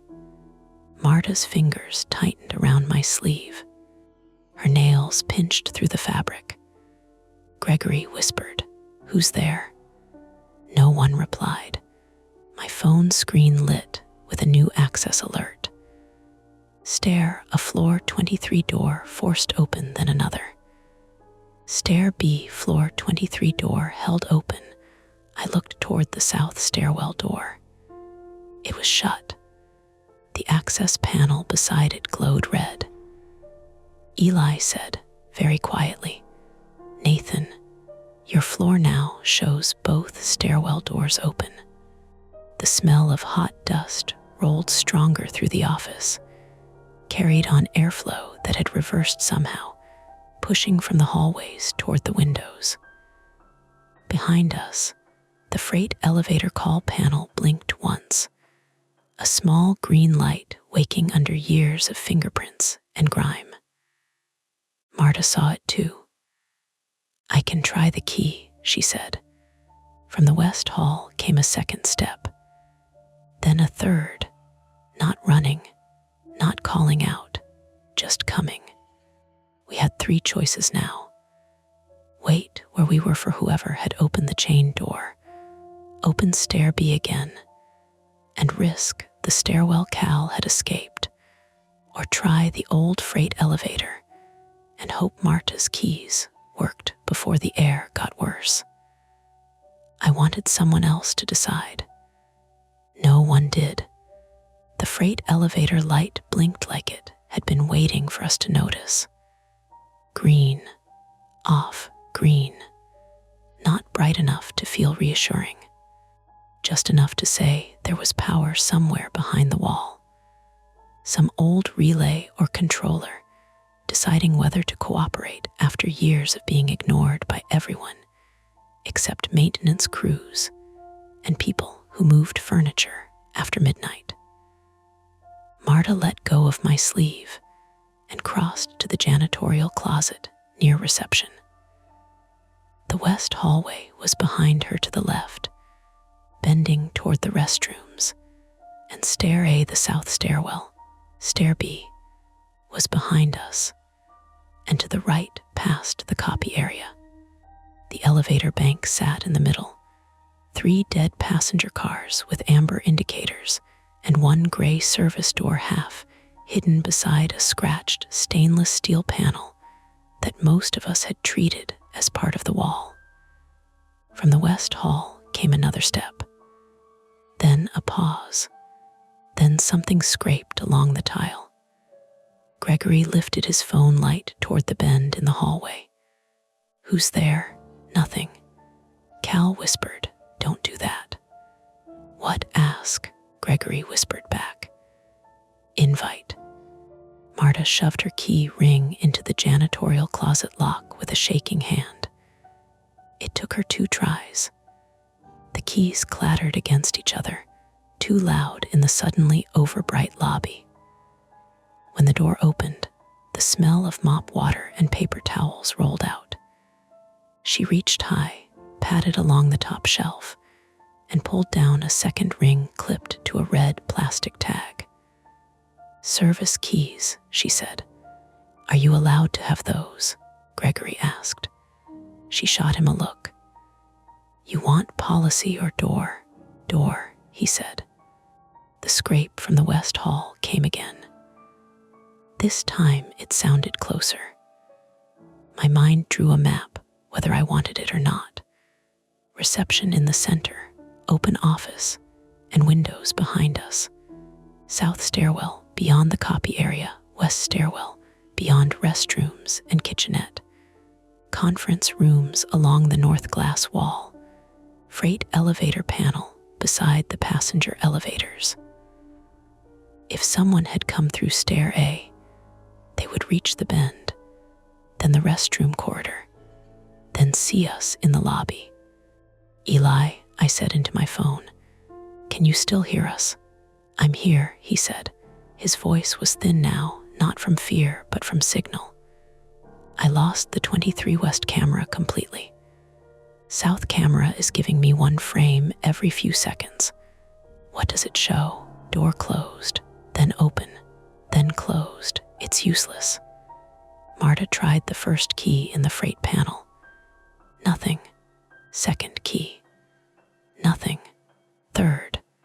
The panel gave a small click, and the green light went solid. For 1 clean second, hope moved through all of us. Then the service elevator behind the gray door made a heavy sound deep in the shaft, like a dumpster being dragged across concrete. The light above it changed from blank to B2, then flickered to 7, then 14. "It's coming," Gregory said. Cal shook his head. "That's too fast." The indicator jumped to 21, then 3, then B1. The door didn't open. Marta turned the key farther, jaw tight. The elevator shuddered once behind the wall. A bell gave half a ding and died. Eli said, "Stop. Stop calling it." Marta froze. "Why? I just got a freight controller fault. Overspeed governor test mode." Cal's face changed. "No one should be in that car." "Is anyone?" I asked. "I can't tell," Eli said. "But if the controller thinks it's in test mode, doors may open between floors." Gregory stepped back from the gray door. The green light winked off. Then every passenger elevator indicator lit at once. L12, 23. All 3 bells chimed together, bright and cheerful, a sound meant for morning commuters and lunch deliveries. The doors did not open. Somewhere down the shaft, something thumped hard enough to make the floor tremble under my shoes. Marta yanked the key out. No elevator. That was our first attempt gone. Not just failed, worse than failed. It had shown us that even the route that seemed separate was tied into the same sick nervous system as everything else. From the west hallway, the steps resumed. 1, 2, then a shape appeared around the bend. Marta made a sharp sound and raised her spray bottle. Gregory stumbled backward into me. For half a second, what I saw was tall and faceless, a pale oval floating above a dark body, one arm held out stiffly. My brain did the worst possible thing with that image. It built a person where there wasn't one. A man in some blank mask walking toward us without speaking. Then the shape tilted and bumped the wall. The pale face folded inward. It was a dust mask, not a face. A respirator mask hanging from a mop handle, the handle wedged through the chain that had fallen inside the west stairwell door. The mop bucket from Marta's cart must have rolled or been pulled by the swinging door. And now the loose handle was dragging along the tile in small jumps as the air pressure moved the door back and forth. Step, scrape, step, scrape. Marta lowered the spray bottle slowly. Jesus, Gregory said, then laughed once in a way that was almost a cough. Cal didn't laugh. He stared at the mop handle and whispered, air S pulling from the stairs. The west stairwell door was open around the bend. We couldn't see the opening from where we stood, but we could feel it now. Air moving toward it and then away from it in uneven pulses, tugging at loose papers on the reception desk. Eli's voice crackled. What happened? Misdirection, I said, because my mouth had gone stupid. Mop handle, not a person. What? Never mind. Cal limped toward the west hall. Where are you going? Marta asked. To close stair A, don't, Eli said. But Cal was already past reception. His limp had worsened. Blood marked the back of his boot now, a dark crescent with every step. I followed because letting him go alone felt like another decision I would have to defend later. The west hall was narrower than I remembered. The restrooms sat on the right, kitchenette on the left, and at the far end, the beige stair, a door stood open 6 inches. The chain that had blocked it lay partly inside the stairwell and partly across the threshold. One end had been cut clean through. Vince's bolt cutters, I thought. Then or someone else's. The air beyond the door smelled colder and wetter, like concrete soaked through. Beneath it was the bitter electrical scent, stronger now. No smoke visible, but my eyes stung. Cal reached for the door. Wait, I said. He looked back. His face was gray under the dust. What? If someone cut the chain, they may be nearby. He listened. We both did. Below, far down the stairwell shaft, a door slammed. Then another. Then nothing. Cal whispered, that's how it's been. Doors where there shouldn't be doors. Meaning, he didn't answer. He pulled the stair, a door closed. It didn't latch. He tried again, harder. The latch clicked, then popped back out as if pressure from the stairwell pushed against it. I stepped in and shoved with both hands. The metal was cold enough to make my palms ache. Cal kicked the chain clear of the threshold. Together, we got the door shut. For about 2 seconds. Then something struck it from the other side. Not a fist. Too heavy and low. A shoulder, maybe. Or a falling object. The door flexed in its frame with a hollow bang. I jumped back. Cal grabbed my arm. Move, we ran, not far, but enough to turn panic into heat in my chest. By the time we reached reception again, my breathing was wrong, too shallow and fast. Marta saw my face and didn't ask. Gregory was at the evacuation map again, phone light shaking. Tenant interconnect on 21, he said. That's still our best option. To get there we need stairs, I said. 2 floors. Not 23. Through which stairwell? B, Cal said. Not A, Marta pointed toward the south. You came from B and said no. I said below was blocked, but 22 and 21 might be clear if we go together and don't go down past the interconnect. Eli said, I'm on 22 by the stair B door. I can try to meet you. No, I said too fast. The word surprised everyone, including me. Eli went quiet. I swallowed. I mean, don't enter the stairwell alone. Wasn't planning to, he said, a little softer. Gregory turned to Cal. Why couldn't you open 22? Access reader wouldn't respond. Marta has keys. Marta shook her ring. Office keys, supply, freight maybe. Not every tenant. We only need to get to Eli's floor, Gregory said. Then down another floor or find the interconnect. And if stair B is blocked, Marta asked. Gregory's eyes were red at the edges now. Then we come back. That was the lie we all heard and let sit there. Because coming back assumed doors would open the same way twice. Our second attempt formed badly under pressure, with no one fully agreeing, but no one offering anything better. Eli would stay on the line from 22 and move to his side of the stair B door. We would open stair B on 23, descend one flight to 22, and try to get onto Eli's floor.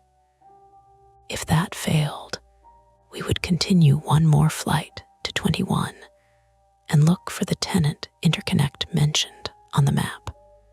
We would not go below 21. We would not split up. We would not chase sounds. Those rules felt solid until we opened the door. The stair B landing looked ordinary at first. Concrete walls painted beige gray. Yellow stripes on the stair edges. Emergency light glowing weakly above the landing. Black handrail bolted to the right wall. The air was cooler than the office and carried dust fine enough to taste. Cal went first because he knew industrial buildings and because none of us stopped him. Gregory followed with his phone light. Marta came next, gripping the handrail. I went last, holding the door open with my shoulder while keeping Eli on speaker. Door open, I said. I see it, Eli said. I think.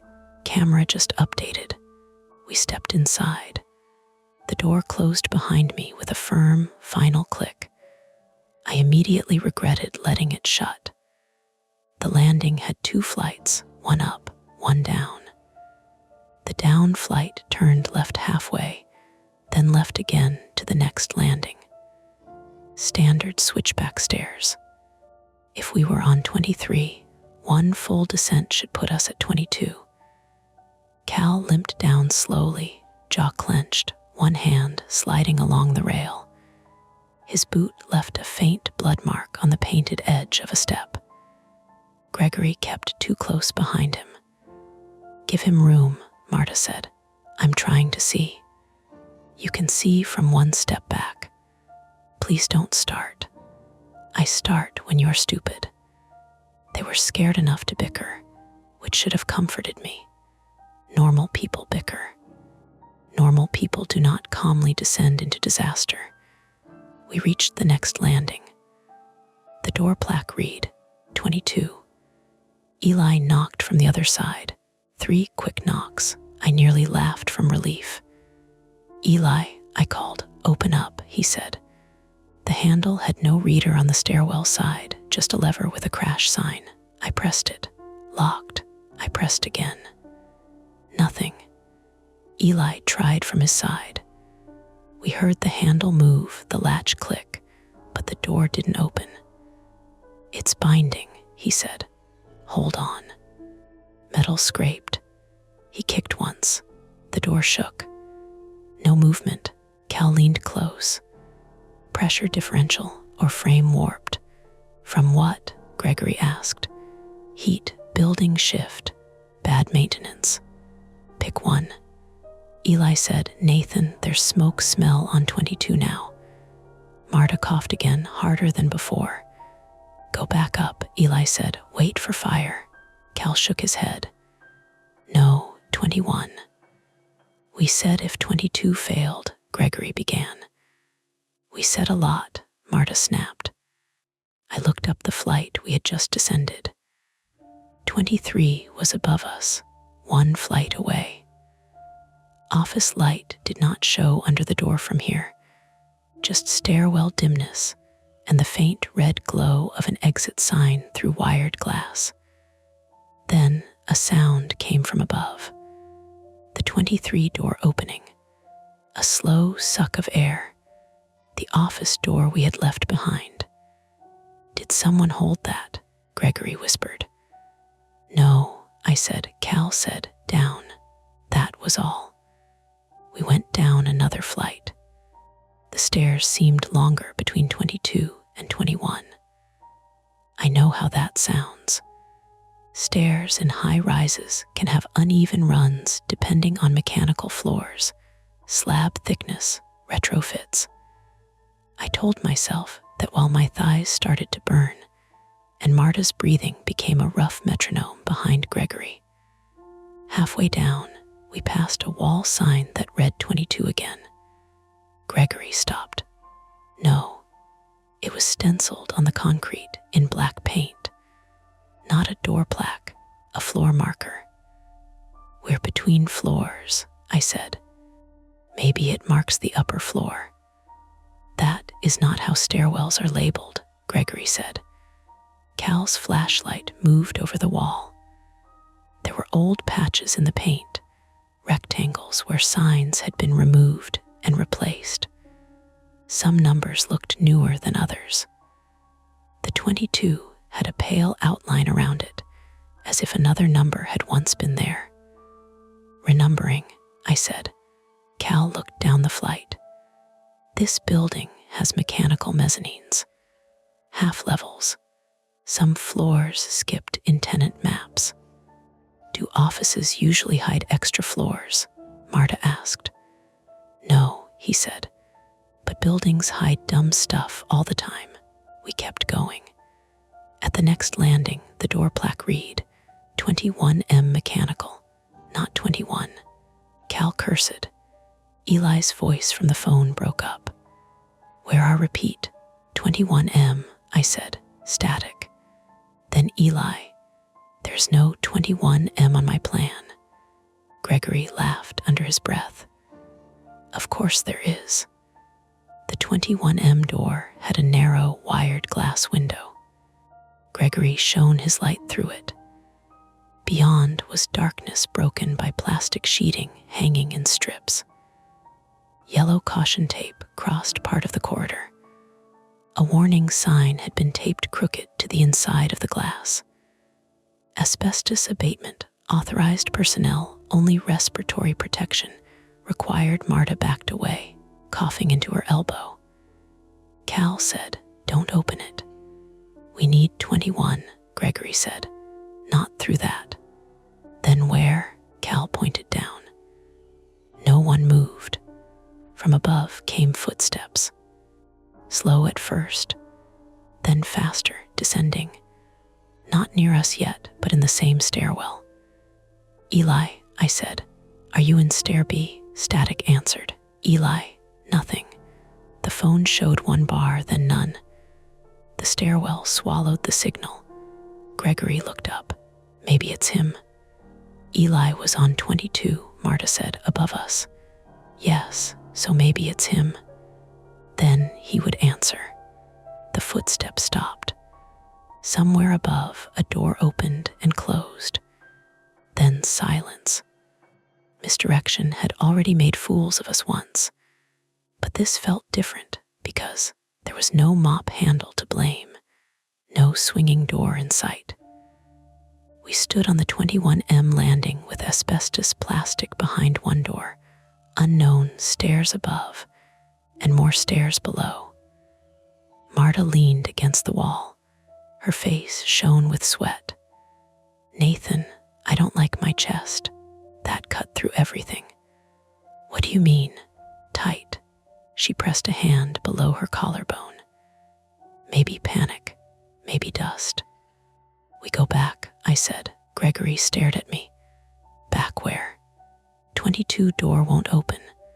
23 door opened by itself. Back to 23. Cal was looking down the next flight, not listening. Cal, I said, there's light below. I stepped beside him. He was right. Not emergency light.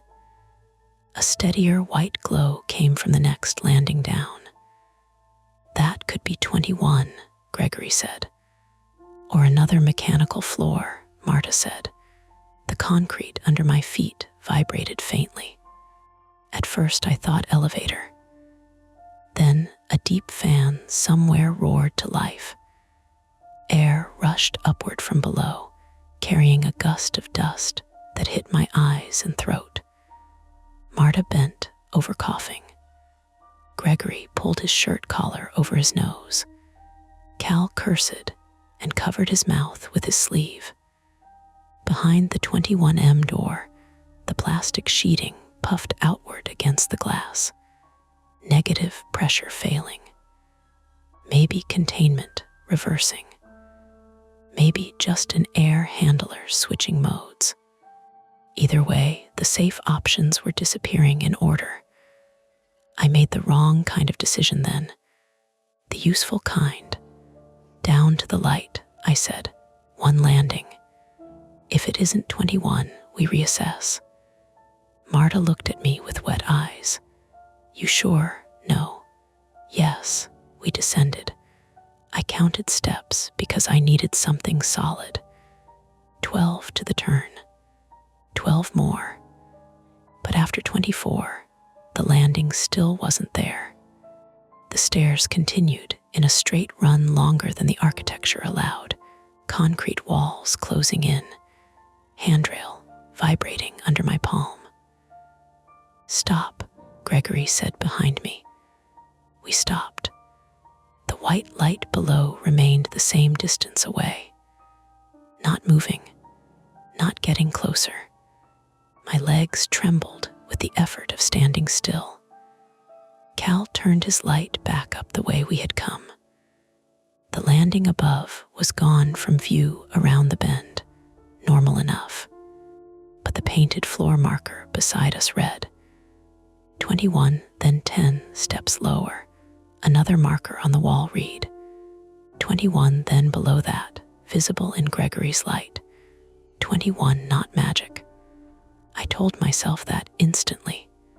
Mispainted construction markers, reused stencils, confusing mechanical levels, panic making distance stretch, dust making our brains unreliable. But telling myself didn't help my knees. Marta whispered, it keeps saying 21. Cal's face had gone slack. They relabeled during abatement. They had to, temporary markers. You believe that? Gregory asked. I need to. Above us, a door slammed. Then another gust of air pushed down from the top of the stairwell, hot and bitter this time. Smoke, dust. I couldn't see anything, but it scratched my throat raw. My phone buzzed. One bar had returned long enough for a text from Eli to arrive. Do not go below 21. Security says stair B discharge blocked. FD en route. Where are you? I typed with my thumb. Between 21 and 21M stairs, not matching map. The message failed. Cal grabbed the handrail. We have to go back up. He took one step upward. Then the emergency lights went out. Not flickered. Out. The stairwell fell into phone light darkness, 3 beams jerking wildly across walls, railings, faces. Marta cried out. Gregory swore. My own phone light reflected off dust in the air, thousands of particles moving in the gusts like dirty snow. Above us, metal clanged, a chain falling. Then the unmistakable sound of a door being shoved open on the landing we had left. The 21M door. A pressure wave came down the stairwell, strong enough to slam Gregory into the wall. His phone flew from his hand and clattered down the steps, light spinning, then stopped face up 10 steps below us. A white plastic sheet, torn loose from behind the mechanical floor door, whipped into the stairwell above like a sail. It filled the width of the stairs. For one insane second, it looked like a body unfolding toward us. Then it snapped flat in the airflow, wrapped around the railing, and tore with a sound like a giant paper bag ripping open. Misdirection again. Plastic, just plastic. But behind it came dust. A rolling cloud poured over the landing above, thick enough to erase the upper flight. Cal shouted, "Move." We ran downward because up was gone. Gregory scooped his phone from the step as he passed. Marta slipped, hit one knee, and I grabbed her under the arm before she went face first into the railing. Pain shot through my shoulder. Cal was limping badly now, half hopping, half falling. The white light below finally rushed closer. A landing, a door, a plaque. Real or not, it was a door. Cal slammed the lever. It opened. We spilled through into a dark tenant floor under construction. The door shut behind us with a pneumatic hiss and clicked. For a moment, we were out of the stairwell. We stood in a half-demolished office suite. Plastic sheeting divided the space into corridors. Exposed studs made skeletal walls. Work lights on tripods glowed in pockets, powered by orange extension cords taped along the concrete floor. Somewhere to the left, a dehumidifier rattled. Ahead, beyond a line of hanging plastic strips, I could see a painted sign on a temporary plywood wall. Interconnect stairs, right arrow floors 1921, Gregory laughed breathlessly. There. Marta sank onto an overturned bucket, clutching her knee. Her pants were torn and blood showed through the fabric. Cal bent over beside a stack of drywall, panting like he might vomit. I turned back to the stairwell door and tried the handle. Locked. I pressed harder. Nothing. "Open it," Marta said. "I can't." Cal looked up sharply. "What?" It locked behind us. Gregory pushed me aside and tried too. The handle moved down but did not release the latch. No reader. No crash bar on this side. Just a construction floor security lock someone had installed wrong or installed on purpose. Behind the door, on the stairwell side, something thumped once. Dust puffed through the frame. Then, from somewhere deeper in the unfinished floor, a man shouted. Cal straightened so fast he nearly fell. "That's Arlo," he said. The shout came again, farther away, past the plastic sheeting and the sign for the interconnect stairs. "Cal, don't use the stairs." The work lights flickered. One went out, then another. The interconnect sign ahead remained visible in the last remaining glow. Arrow pointing us deeper into the gutted 21st floor. The door back to stair B would not open. The air behind us was filling with dust, and the only voice that sounded like help was warning us away from the only route left. "Cal, don't use the stairs." Arlo's voice came through the plastic like it had been thrown down a hallway and caught in a fan. Cal moved before any of us could stop him. He shoved through the hanging strips of sheeting, limping hard, one hand clamped to his bleeding shin, the other reaching ahead like he could pull the voice closer if he stretched far enough. The plastic slapped against his face and shoulders. Work dust jumped from it in pale bursts. "Arlo," he shouted. Where are you? I grabbed Marta under one arm and helped her off the overturned bucket. Her right knee buckled when she put weight on it. She made a small sound through her teeth, but didn't cry out. Don't be proud, I said. Too late, she muttered. Gregory had his phone up, flashlight cutting a jittering white tunnel through the unfinished floor. The beam hit studs, bare wiring loops, rolled insulation sealed in plastic, stacks of drywall, a red cooler, a tipped-over ladder. The whole place smelled like wet plaster, concrete dust, hot wires, and the sour edge of old coffee left in a paper cup. Behind us, the stair B door thumped again. Once. Then a scraping sound dragged down its other side. Not knocking, not asking, pressure, debris. Maybe a loose chain or plastic sheeting being pulled by the airflow. That was the explanation I chose because I needed one. Nathan, Gregory said, voice tight. Move. The remaining work light flickered, then steadied. We went after Cal. The temporary corridor turned left, then right, built from plastic sheets taped to metal studs. It narrowed around stacks of construction material, forcing us single file. Cal's boot left faint red marks on the bare concrete. Marta leaned on me heavily now, her breathing rough and wet at the edges. Gregory stayed behind us, glancing back too often. Arlo, Cal called again. Here, the voice answered, closer.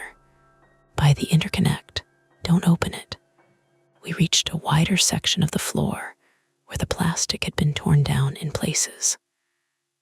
A plywood wall blocked the open office beyond, and on it the arrow toward the interconnect stairs had been painted in black marker. Someone had added a second arrow beneath it in red tape. The red arrow pointed the opposite way. Beside the plywood sat a man on the floor with his back against a support column. One leg stretched out, one bent. He wore a white hard hat and a dust mask pulled under his chin. His left wrist was zip-tied to a bundle of orange extension cords wrapped around the column. Arlo Bennett, 28, male, was a contractor from St. Louis working with Cal's crew. He had a narrow face, a shaved head, and the frantic, embarrassed expression of someone who had been hurt and was furious about being found that way. His eyes were bloodshot from dust. His right hand clutched a utility knife. Cal dropped beside him. Who did this? Arlo shook his head. Vince, Gregory said. Your foreman tied you up. Cut it, Arlo said. Cut it now. Cal grabbed for the knife, but Arlo pulled it back. No, him. He looked at me. I didn't want the knife. I didn't want the responsibility. But everyone was already looking. I took it and sawed through the zip tie. It snapped with a sharp plastic crack. Arlo pulled his wrist free and hissed as blood rushed back into his hand. Where's Vince? Cal asked. Arlo pointed toward the red arrow. Trying to get out through the old service stair, he lost it. Lost what? Marta asked. Arlo's eyes flicked to her, then to Gregory, then to me. The way down. Gregory let out an exhausted laugh. That's not helpful. No, Arlo said. Listen to me. They changed the stair access for the abatement. Temporary barriers, false landings, containment vestibules. Vince had the old building plans. He thought he could cut through the blocked egress and get us to the loading dock. But the plans don't match what's here. They walled off 2 landings, put in temporary platforms, numbered them wrong. The stairwell isn't adding flights. It's looping us through work zones and mezzanines. The explanation landed hard because it was almost ordinary. Almost. Cal stared at him. Why were you tied up? Because I told him to stop cutting chains. Something banged behind the plywood wall. All of us turned. Arlo lowered his voice. He's been opening containment doors. He thinks the fire department won't find us unless he makes a path. But he's pulling dust and smoke through every floor he opens. The fans reversed when the basement panels tripped. Eli had said air handling fault on 12 and 13. Cal had said Vince had bolt cutters. The chains, the open doors, the dust, not a monster. A panicked man with tools, old plans, and enough authority to make bad decisions fast.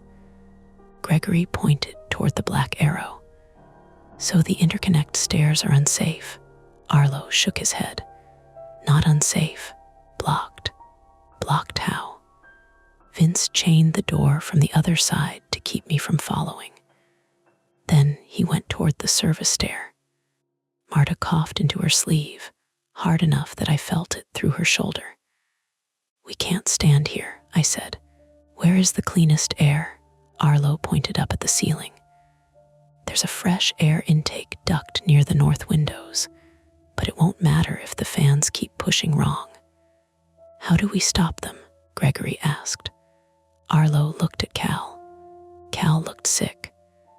21 mechanical subpanel, Cal said, behind the abatement vestibule. The 21M door, I asked.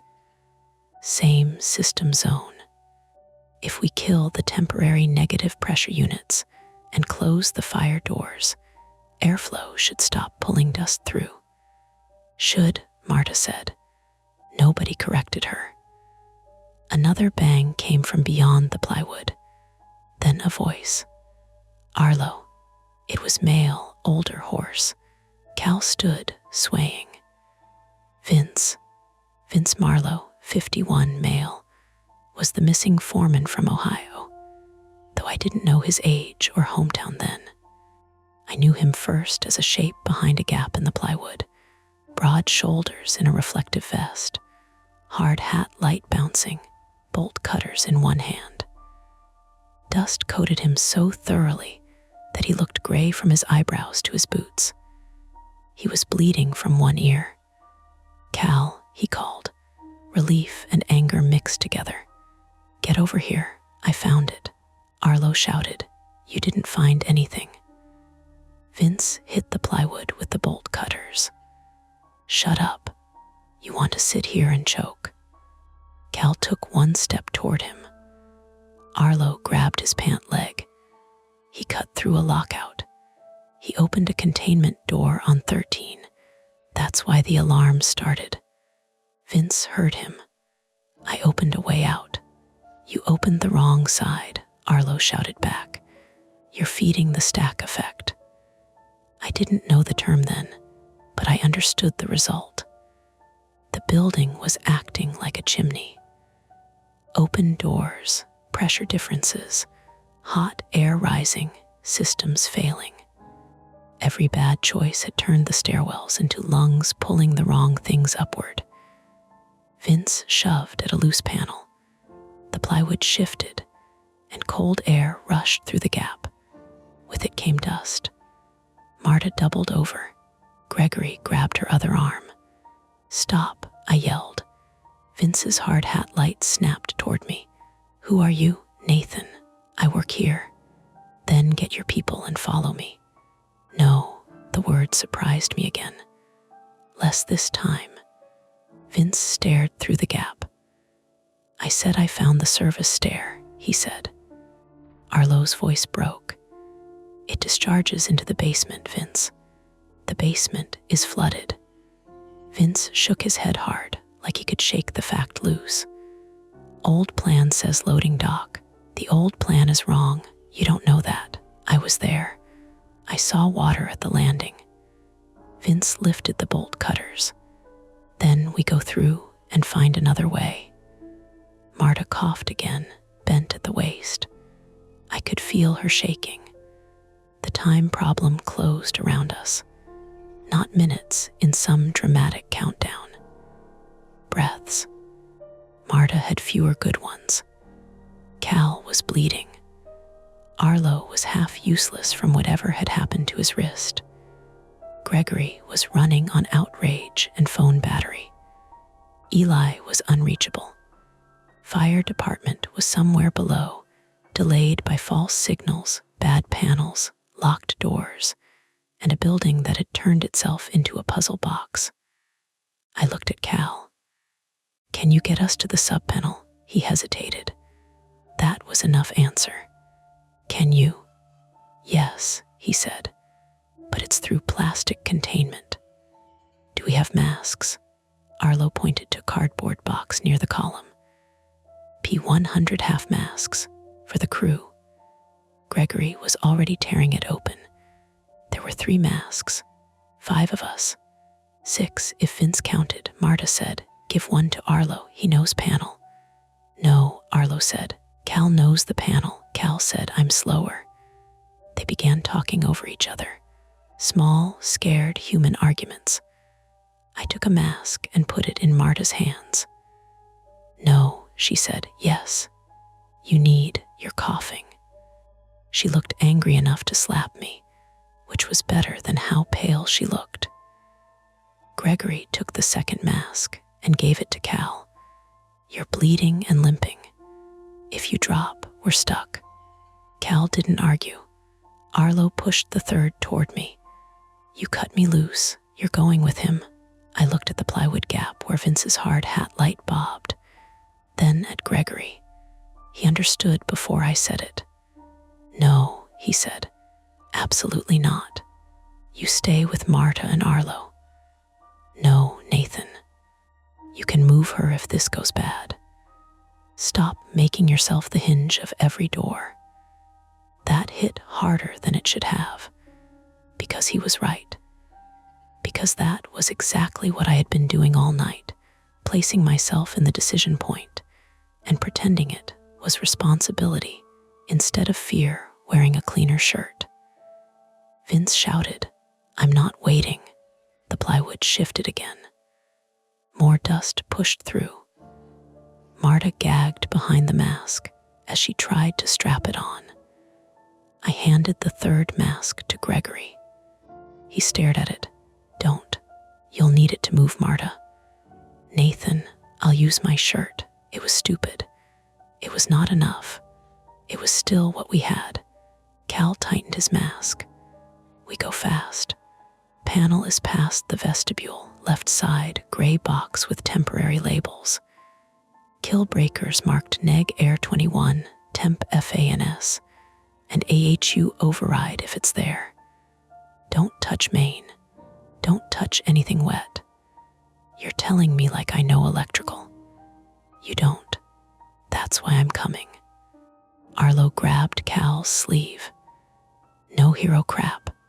Cal looked down at his bleeding leg. "Does this look heroic?" Vince had forced the plywood gap wide enough to step through. I saw him clearly then. His face under the dust wasn't monstrous. It was terrified. Worse, it was certain. That kind of fear was dangerous because it had chosen a direction. "Move," he barked. "No," I said. He swung the bolt cutters up, not at me exactly, but enough to make the point. Gregory stepped between him and Marta. "Put those down." Vince shoved through the gap. Everything happened too quickly after that. Arlo lunged for Vince's arm. Cal grabbed Vince from the side. The bolt cutters clanged against a metal stud. Gregory pulled Marta back. I went in low because I didn't know what else to do, caught Vince around the waist, and drove him into the plywood wall. He was stronger than me. He smelled like sweat, dust, and hot metal. He elbowed me in the ribs. Pain flashed white across my side. I lost my grip. Cal got a hand on the bolt cutters, but Vince twisted and Cal's injured leg buckled. He went down hard. The cutters skidded across the floor to Marta's feet. She looked at them. Then she picked them up with both hands, and with a sound halfway between a grunt and a curse, swung them into Vince's shin. Not the blade, the handle. A heavy, ugly crack. Vince screamed and dropped. Nobody moved for 1 second after that. Even Marta looked shocked. Then Arlo kicked the cutters away and sat on Vince's back, coughing and cursing, while Gregory used an extension cord to bind Vince's wrists. It was not neat. It was not movie clean. Vince thrashed, slammed his forehead into the concrete once, and came up bleeding from the scalp. Cal rolled onto his side, clutching his leg. The work light flickered. The air got worse. "Panel," Cal rasped. I pulled my shirt collar over my mouth and nose. It smelled like detergent and fear sweat. Tried to stand and failed. "Tell me," I said. He shook his head. "You'll kill yourself. Tell me." Arlo crawled over, breathing hard. "I'll go." "You can barely stand," Gregory said. "I know the tags." Marta tried to rise. Her knee gave and she sat back down with a sharp cry. That was the cost spreading through us. No clean team left. No one whole. I took the third mask from Gregory and shoved it against Arlo's chest. "You go with me. Cal talks us through from here." Gregory started to object. I cut him off. "Move Marta to the north windows. If we get airflow stopped, wait. If we don't, find another door." He hated me for that. I could see it. Maybe because it sounded like goodbye. Maybe because I had again put myself at the hinge. But this time, I wasn't doing it to be useful. I was doing it because someone had to turn off the thing that was hurting us. Arlo put on the mask. "Stay on my shoulder. Don't touch plastic with your face. Don't kick cords." We went through the red arrow corridor. The plastic containment vestibule was 20 feet ahead, a zippered doorway in clear sheeting clouded with dust. Beyond it, a mechanical room glowed red from emergency lights. The zipper had been partly torn open.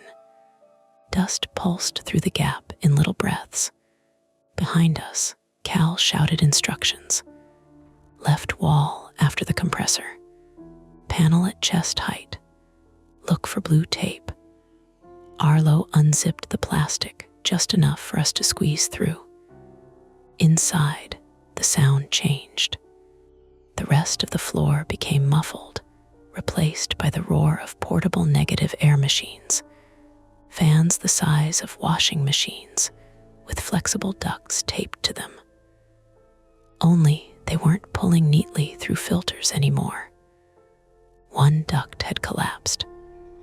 Another had torn free and thrashed gently with each pressure surge, stirring dust from the floor. My eyes burned instantly. Even through my shirt, I tasted chalk and rust. Arlo grabbed my sleeve and pointed left. We moved along the wall. The floor was wet near the far corner. "Don't step there," he said through the mask, voice flattened.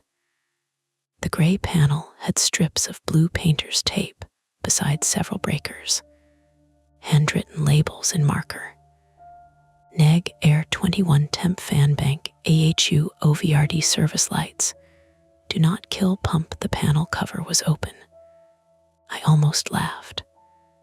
After all of it, after the false floors and chained doors and wrong maps, the thing we needed was an ugly gray breaker panel with bad handwriting.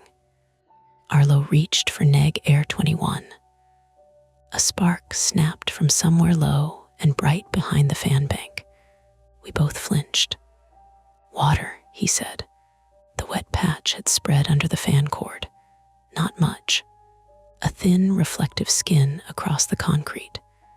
The The plug strip feeding the fan sat on a block of wood, but water had reached the edge of it. Arlo's gloved hand hovered near the breaker.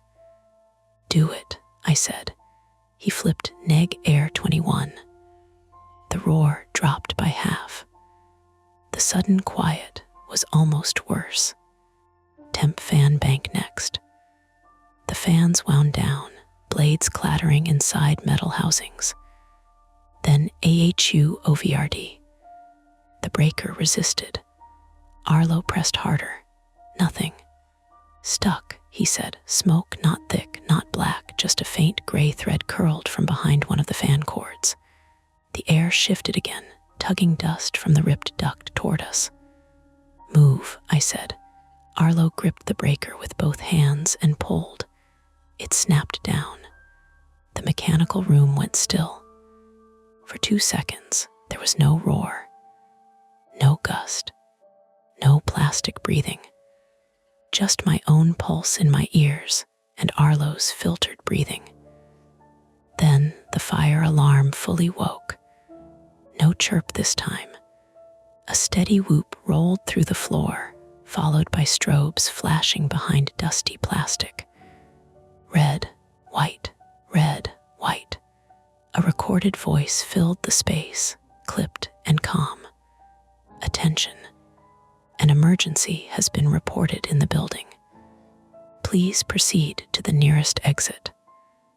Arlo looked at me. We both knew what was funny about that. Neither of us laughed. When we got back through the vestibule, the dust in the corridor had begun to settle instead of stream. Not gone, not safe, but no longer moving like it had a purpose. Gregory had dragged Marta near the north windows and cracked one open 2 inches with an emergency latch I didn't know existed. Cold Chicago air slipped in, thin and dirty, but better. Cal sat against the plywood wall, pale, his mask hanging from one hand.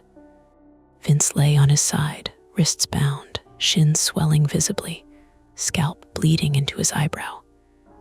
"Done?" Cal asked. Arlo nodded. Cal closed his eyes. From somewhere beyond the interconnect sign came a heavy impact. Then voices. Not one. Several, muffled through walls and plastic. "Fire department," someone shouted. "Call out." Gregory's face broke open with relief. "Here," he shouted. "We're here." A reply came, faint but real. "Stay where you are." Marta laughed, then coughed, then held her knee with both hands. But the relief lasted maybe 3 breaths.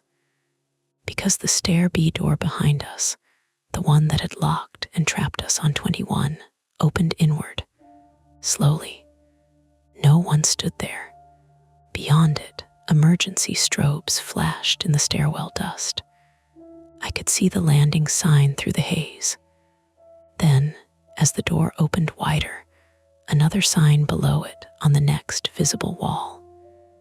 And below that, just at the edge of the flashing light, another. Temporary markers. Bad signage, panic, dust, mezzanines. I repeated the explanations like prayers I didn't believe in. A firefighter's voice called again from deeper in the floor, closer now. Real help, not sudden salvation, because we had already paid for every step toward it. Gregory pulled the stair B door shut. He did it gently, almost respectfully. The latch clicked. This time it held. The conflict was over in the practical sense. Airflow stopped. Vince restrained. Arlo found. Firefighters inside the floor. We were not getting down by ourselves. Not through the stairwell that had turned into a maze of bad construction, pressure, fear, and wrong numbers. But I kept staring at the closed door. My ribs hurt where Vince had hit me. My throat felt sanded raw. Marta's blood had dotted the concrete near the bucket. Cal's boot had left a red trail through dust.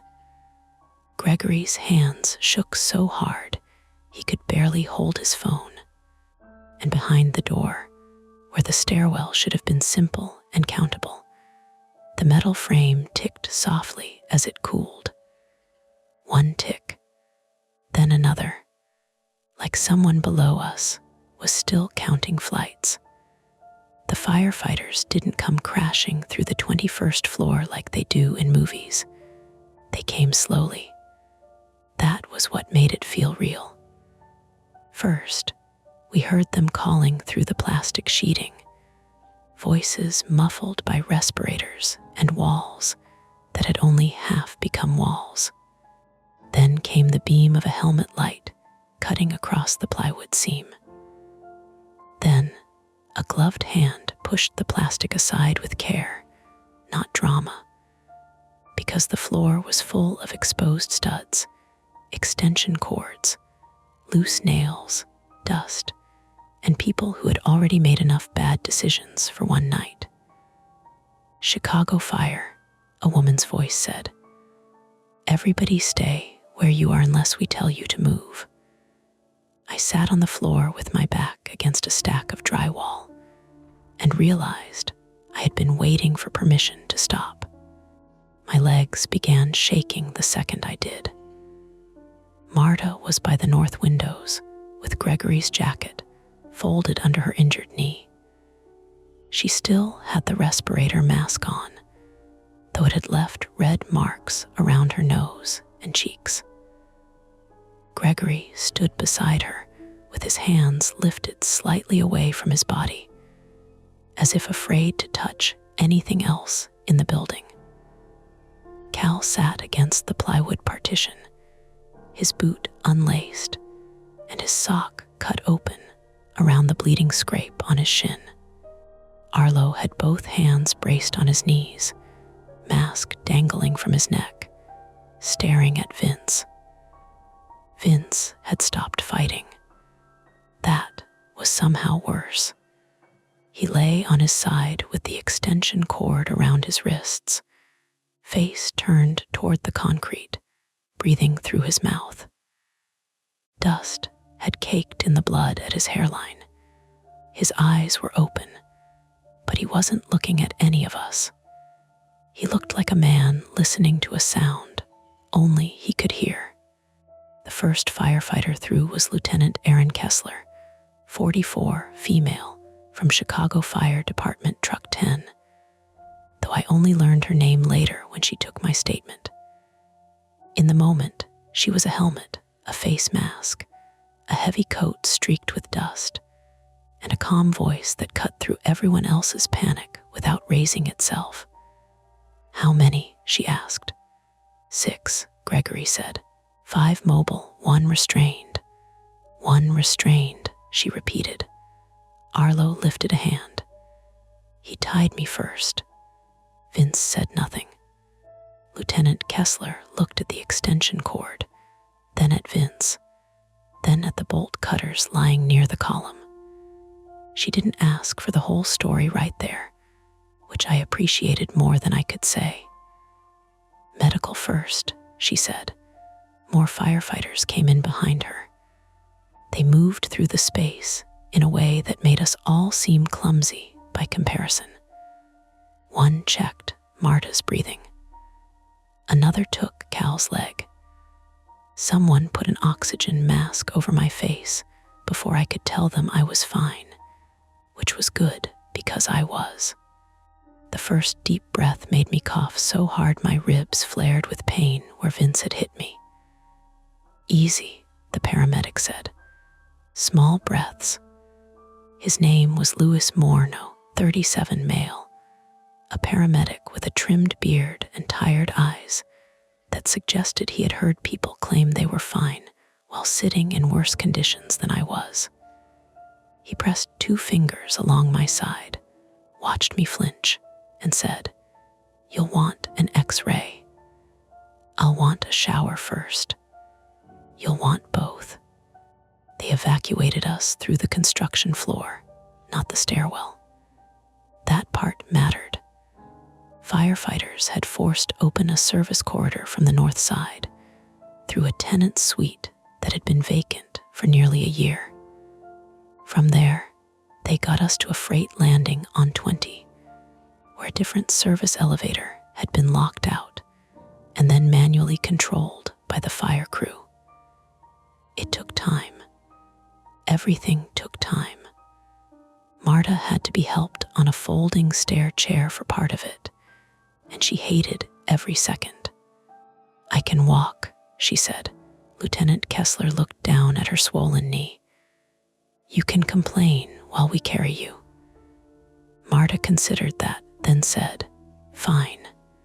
Gregory laughed once, very softly. When we passed the door to stair B, I did not look through the wired glass. I wanted to.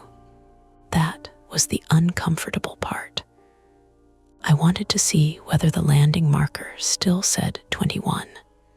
I wanted to prove to myself that it had been dust and bad light and panic stitched together into a shape my mind could not let go of. I kept my eyes on Marta's hand instead. She had one hand wrapped around the stair chair handle, knuckles tight, her cleaning keys still looped around her wrist. She had not let go of them since the freight elevator panel. In the lobby, the Bramley building looked almost ordinary. That made me angry. The marble walls were polished. The security desk lights were on. The brass directory gleamed with tenant names. Through the front glass, I could see LaSalle Street wet with reflected ambulance lights, though it had not rained. A small crowd had gathered across the sidewalk, office workers from nearby buildings, 2 delivery cyclists, 1 man in a suit filming, until a police officer told him to put his phone away. The lobby smelled faintly of electrical smoke. Security guards stood near the turnstiles looking stunned and useless. One of them, a young guy named Devin Price, 24, male, kept apologizing to nobody in particular. "We didn't have the alarm," he said. Panel kept clearing itself. It kept saying supervisory, then normal, then trouble. We called it in. We did call it in. Nobody yelled at him. Maybe because we could see he had already started yelling at himself. Outside, they separated us. Not cruelly, efficiently. Marta went to one ambulance. Cal and Arlo to another. Vince was loaded last, with a police officer riding beside him. Gregory refused transport until Lewis pointed out that his oxygen saturation was lower than it should have been, and his hands were trembling so badly he could not unlock his phone. That left me on the curb, wrapped in a foil blanket, breathing cold air through an oxygen mask, while a firefighter bagged my jacket for contamination. Eli appeared at the edge of the scene around 10:40 p.m. He looked smaller out from behind his IT cave. No hoodie now, just shirt sleeves, ID badge twisted backward, face pale under the red ambulance lights. He had dust on one side of his hair. "You got out," I said. He nodded. "Fire crew forced my floor door. 22 had pressure binding. They think heat warped the frame or the closer jammed. I don't know. You okay?" "No." He looked at the building. But yes, that was the most honest answer anyone gave that night. A police officer took my first statement in the emergency department at Northwestern Memorial, sometime after midnight. I remember the clock because I kept staring at it, trying to make sure the minute hand moved the right way. Officer Dana Whitcomb, 41, female, wrote with a cheap black pen, and asked questions in a voice that stayed neutral even when the answers weren't. She wanted sequence, names, who restrained Vince, whether Vince had threatened us with the bolt cutters, whether anyone had struck him after he was down, whether we had entered restricted construction zones knowingly. That depends what knowingly means, I said. She looked up. We were locked in, I said. There was dust. The stairwell door wouldn't open. Someone was shouting. Her pen moved. So you proceeded under emergency conditions. I almost laughed. Sure. My ribs were bruised, not broken. My throat was irritated from dust exposure. My eyes needed flushing. They took blood, listened to my lungs, sent me for a chest X-ray, and asked the same questions 3 different ways. Marta had a sprained knee and bronchial irritation. Cal needed 6 stitches in his shin. Arlo had nerve bruising in his wrist from the zip tie, and a mild concussion he had not mentioned, because apparently all contractors are born with an allergy to admitting head injuries. Gregory had no major injury, just dust exposure and panic symptoms he kept trying to rename as fatigue. Vince had a fractured tibia from Marta's swing with the bolt cutter handle. When Marta heard that, she looked at me from the next bed over and said, "Good." Then, after a pause, "Not good." Then, after another pause, "Maybe a little good." No one argued. The legal part began before the medical part ended. By morning, building management had sent an email to tenants using phrases like localized mechanical incident, temporary access irregularities, and out of an abundance of caution. Harker Bell forwarded it to employees with a note telling us the office would remain closed pending inspection, and that counseling resources were available. Gregory read it aloud from his hospital bed in a voice so dry it nearly qualified as a second fire hazard. "Temporary access irregularities," he said. "I'll remember that next time I'm being chased through a dust maze." "You weren't chased," Eli said from the chair beside my bed. Gregory looked at him. Eli shrugged. "Sorry, coping." Over the next week, more precise words replaced the clean corporate ones. According to the preliminary fire department report, the basement mechanical failure had triggered a cascade. Water intrusion near temporary electrical feeds, partial shutdown of air handling units, reversed pressure in portions of the stairwell, and malfunctioning access controls. The asbestos abatement area on 21 and below had been improperly isolated. Chained stair doors had been installed by a subcontractor to prevent workers from entering containment zones from the wrong side, which was illegal in at least 3 different ways that even I understood. Vince Marlowe was charged with reckless endangerment and unlawful restraint. His lawyer later argued that he had been panicking, injured, and trying to create an exit. That was probably true. It was also true that he had tied Arlo to a column and kept cutting barriers after being told he was making conditions worse.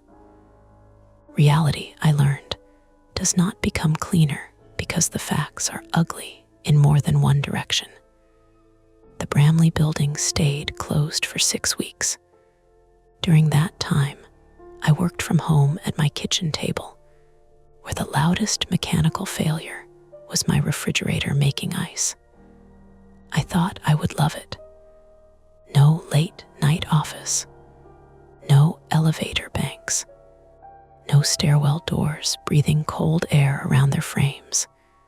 Instead, I found myself listening to the building sounds of my own apartment. Pipes ticking. Neighbors walking overhead.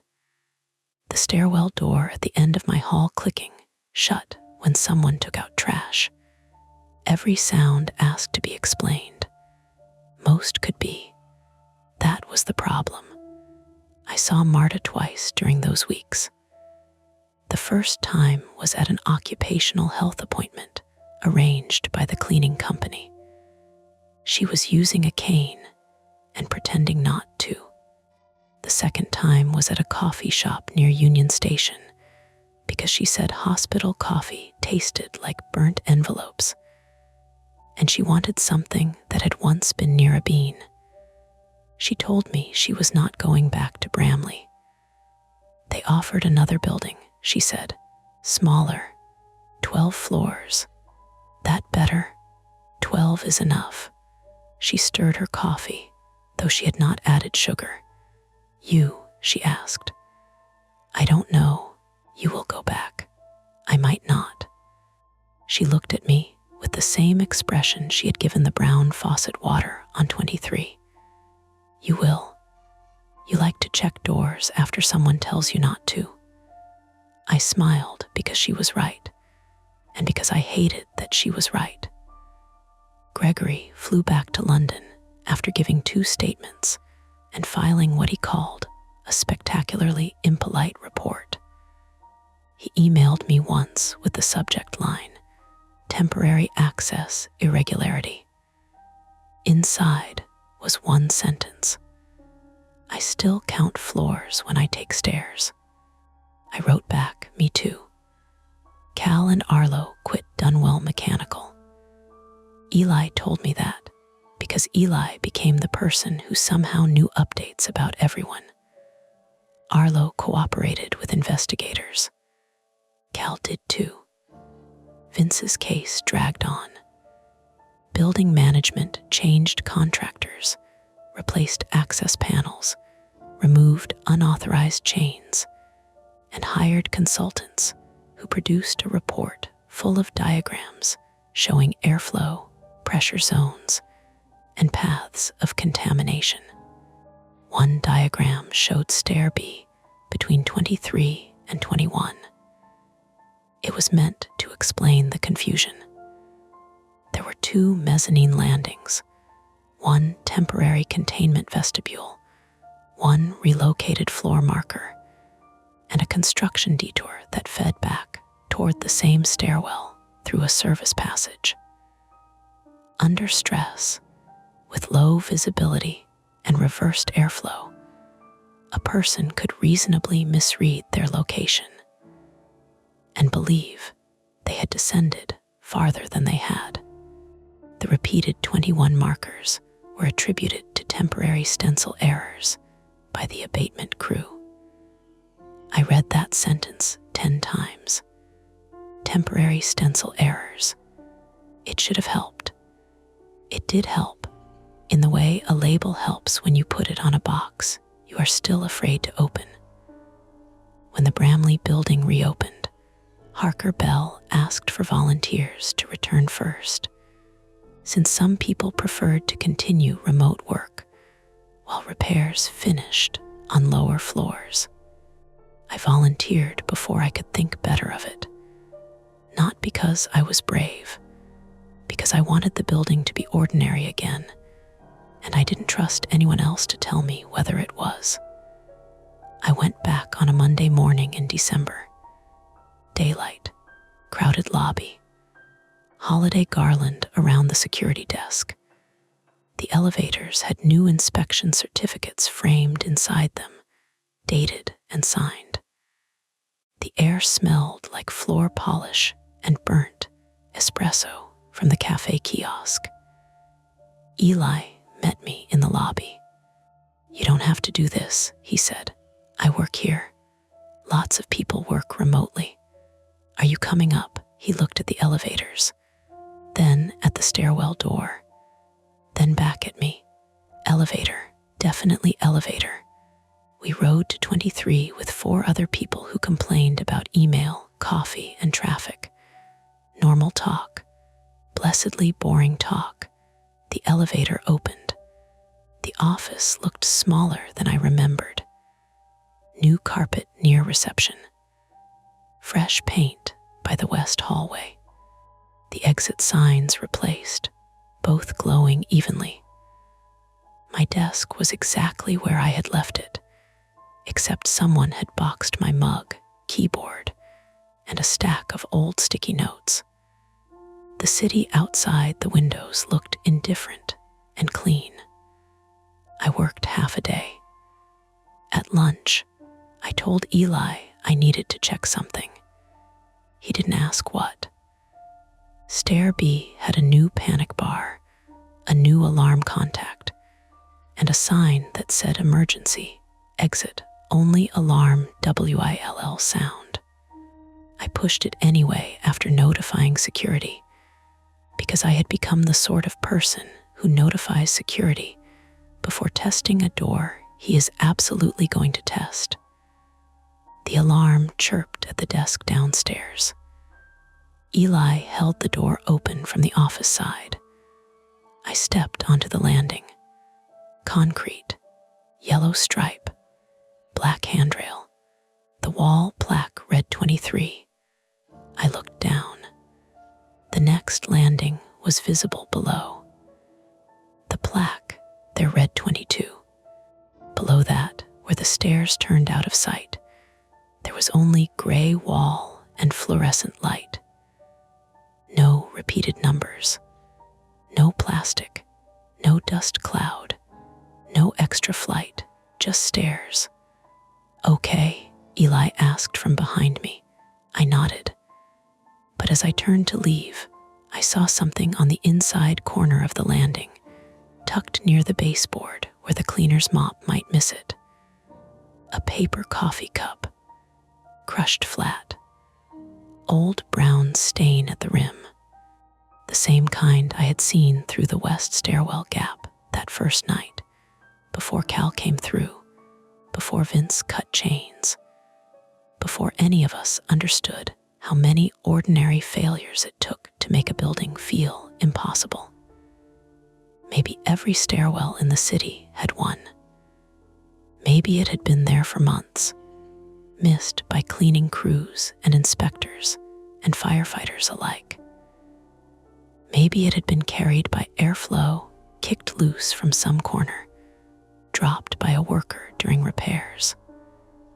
I didn't pick it up. I went back inside and let the door close. The latch caught cleanly. Eli watched my face. What? Nothing, I said. He didn't believe me. Good for him. At my desk, the access control app opened automatically when I woke my computer. A software update had changed the interface. Cleaner icons, better timestamps, no old alerts. I closed it, then opened it again. For a moment, only the current status appeared. Stair B, floor 23, closed. I stared until the words blurred. Then another line appeared beneath it. Not an alert, not an error, just a maintenance note, probably cached from the inspection records. Temp markers removed 2121M. I closed the app a second time. Outside, traffic moved along the river. Phones rang. Someone laughed too loudly near the kitchenette. The building breathed through its vents in a steady, regulated way. Almost ordinary. That is where I leave it when people ask.